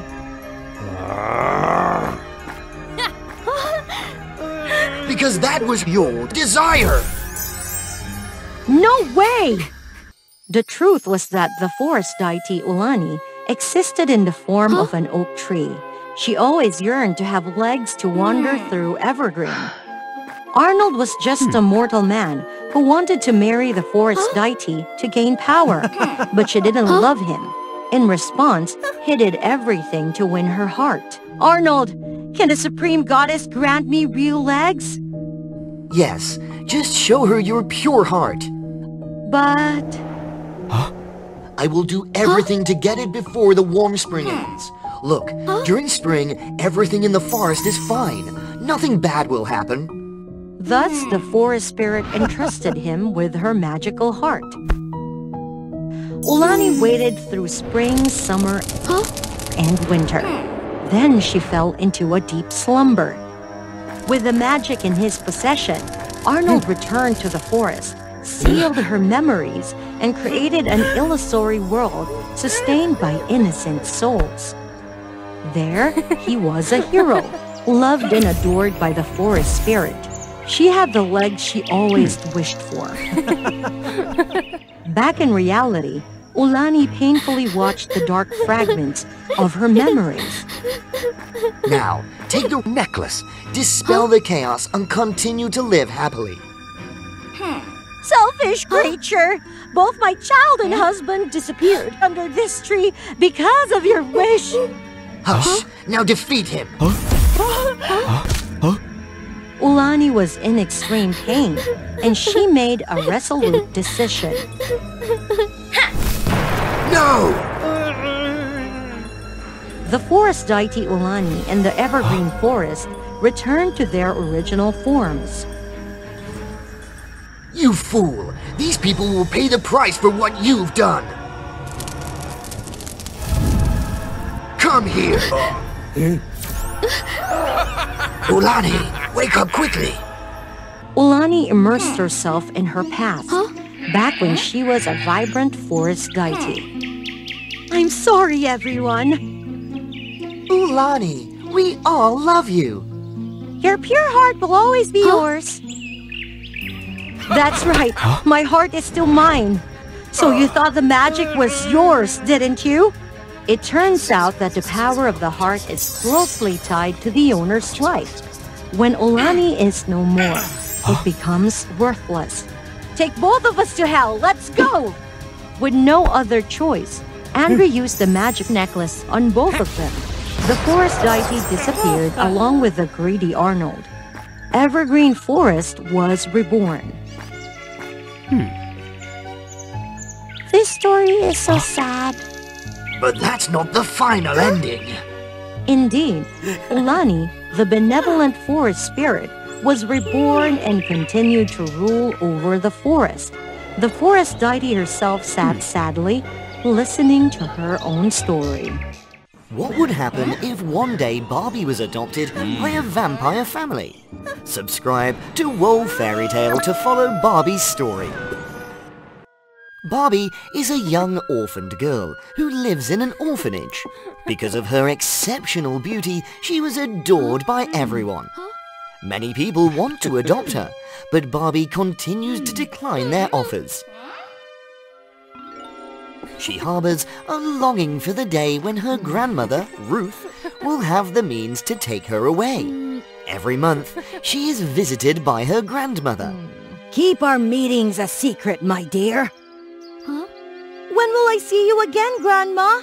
Lately I've been feeling so peculiar. I fear I might be losing my mind. Be patient, my dear. You will soon find the answers you seek.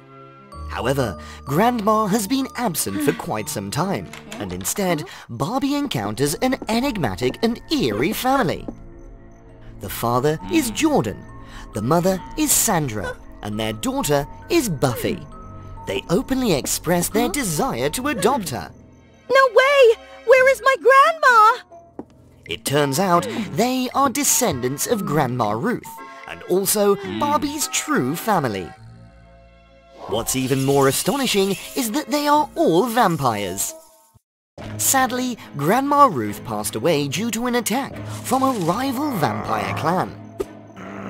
Huh? They lost a key member and are now facing a great danger. She left a will, bequeathing all her assets to Barbie. Huh? From now on, Barbie must be adopted into the family. She is the heir. Barbie went from one surprise to another. However, to protect the legacy her grandmother left behind, Barbie decided to go along with this family. Is this a vampire castle? It's so terrifying! Quickly, drink this. It will help reveal the true forms of vampires. Hmm? Huh? Hmm? Huh? Ah! Fool! Vampires don't cast reflections in mirrors. Huh? Huh? Henceforth, Barbie won't be able to gaze upon her own beauty.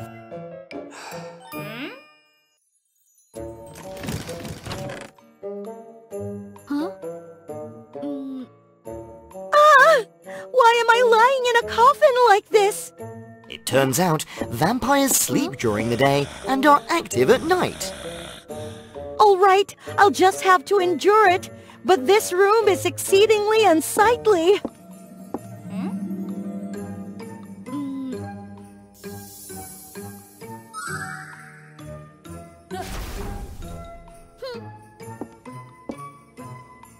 Much better!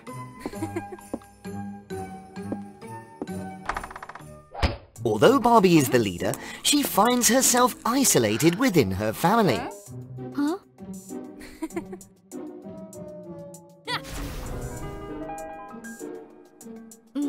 Huh?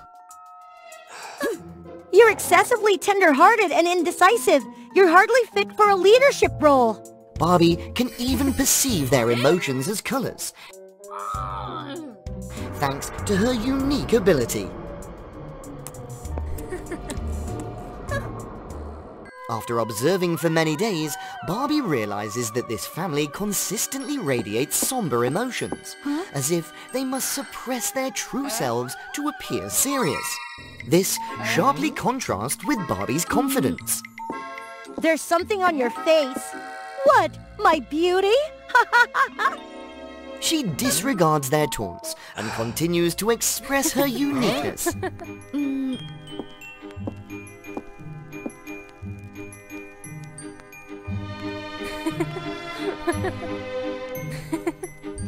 Dress stylishly and unconventionally, and live in harmony with her true nature, further intensifying the friction between her and her family. Barbie cannot accept their dark and apathetic way of life.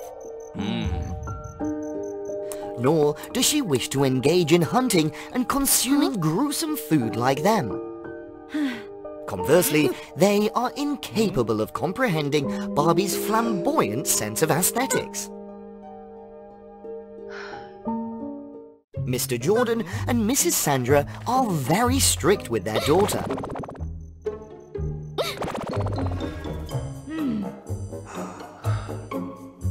Ada, how can we defeat our enemies like this? Buffy has grown indifferent towards everything. Only Barbie knows the truth.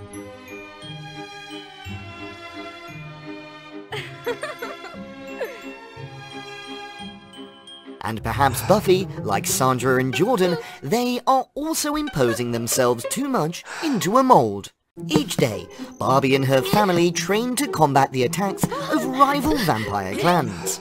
However, despite her relentless efforts, Barbie is unable to match their strength. Consequently, Barbie concentrates on her other unique abilities. Come on, Barbie, if you persist in this manner, Grandma Ruth's legacy will crumble. Barbie firmly believes that they are making the mistake of imposing themselves without exploring their individual personalities. Living like this brings them no happiness. Barbie is determined to help everyone reconcile and express themselves more freely. She presents Buffy with an instrument, recognizing her passion for music.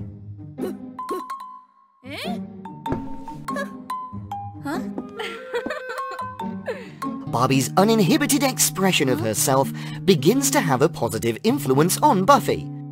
Barbie aids Sandra in discovering her love for flowers and assists Jordan in pursuing his passion for research and reading without constraint. Gradually, the family becomes more harmonious. Barbie encourages everyone to freely express their unique traits. They develop together. On the night of the village festival, Barbie encourages Buffy to perform for the villagers. I doubt the villagers will appreciate me. Sandra was once subjected to mistreatment by the villagers due to her eerie appearance. Sandra does not want Buffy to endure being regarded as an outcast as she once did. Yet you possess genuine musical talent. Do not allow anything to hinder you. Consequently, Buffy musters the courage to perform in front of the villagers. And the entire family joyfully dances together. Ruth is no more, and there is no one left to shield you. Surrender all your assets to us. Everyone, go ahead! I shall obstruct their path!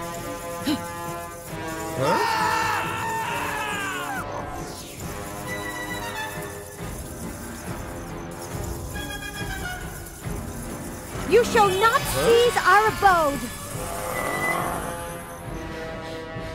We shall employ our full might to combat them! I do not believe that is a wise course of action. The strength of a vampire is contingent upon their unique abilities. For instance, Barbie's strength has been unveiled through her commitment to living authentically. Therefore, let each of you harness your individual passions. There is no need for violence.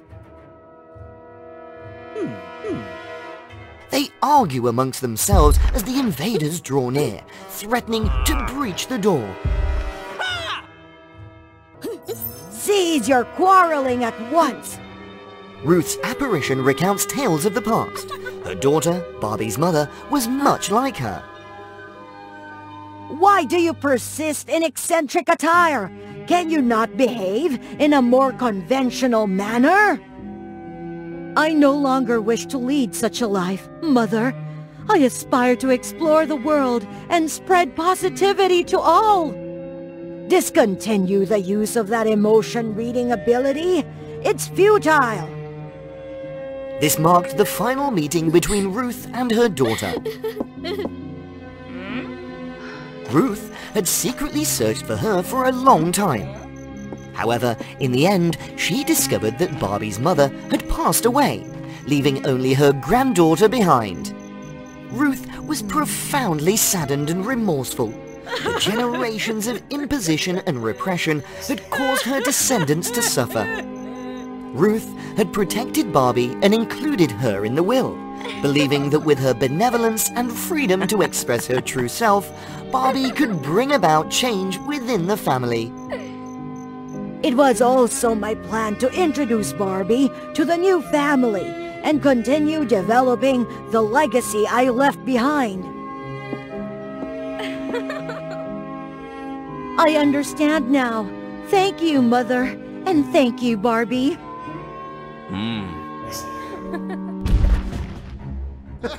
They all proceed to follow Barbie's advice. Sandra uses carnivorous plants to deter the invading forces. Buffy plays her instrument, causing them to dance uncontrollably. Just then, Jordan cleverly leads them into the traps he has set. Barbie, with her extraordinary ability, manipulates their thoughts and compels them to depart. From that point forward, Barbie lives happily with her new family. They respect each other's preferences. Petite cakes are not useless, and those who appear peculiar and unique are not to be feared.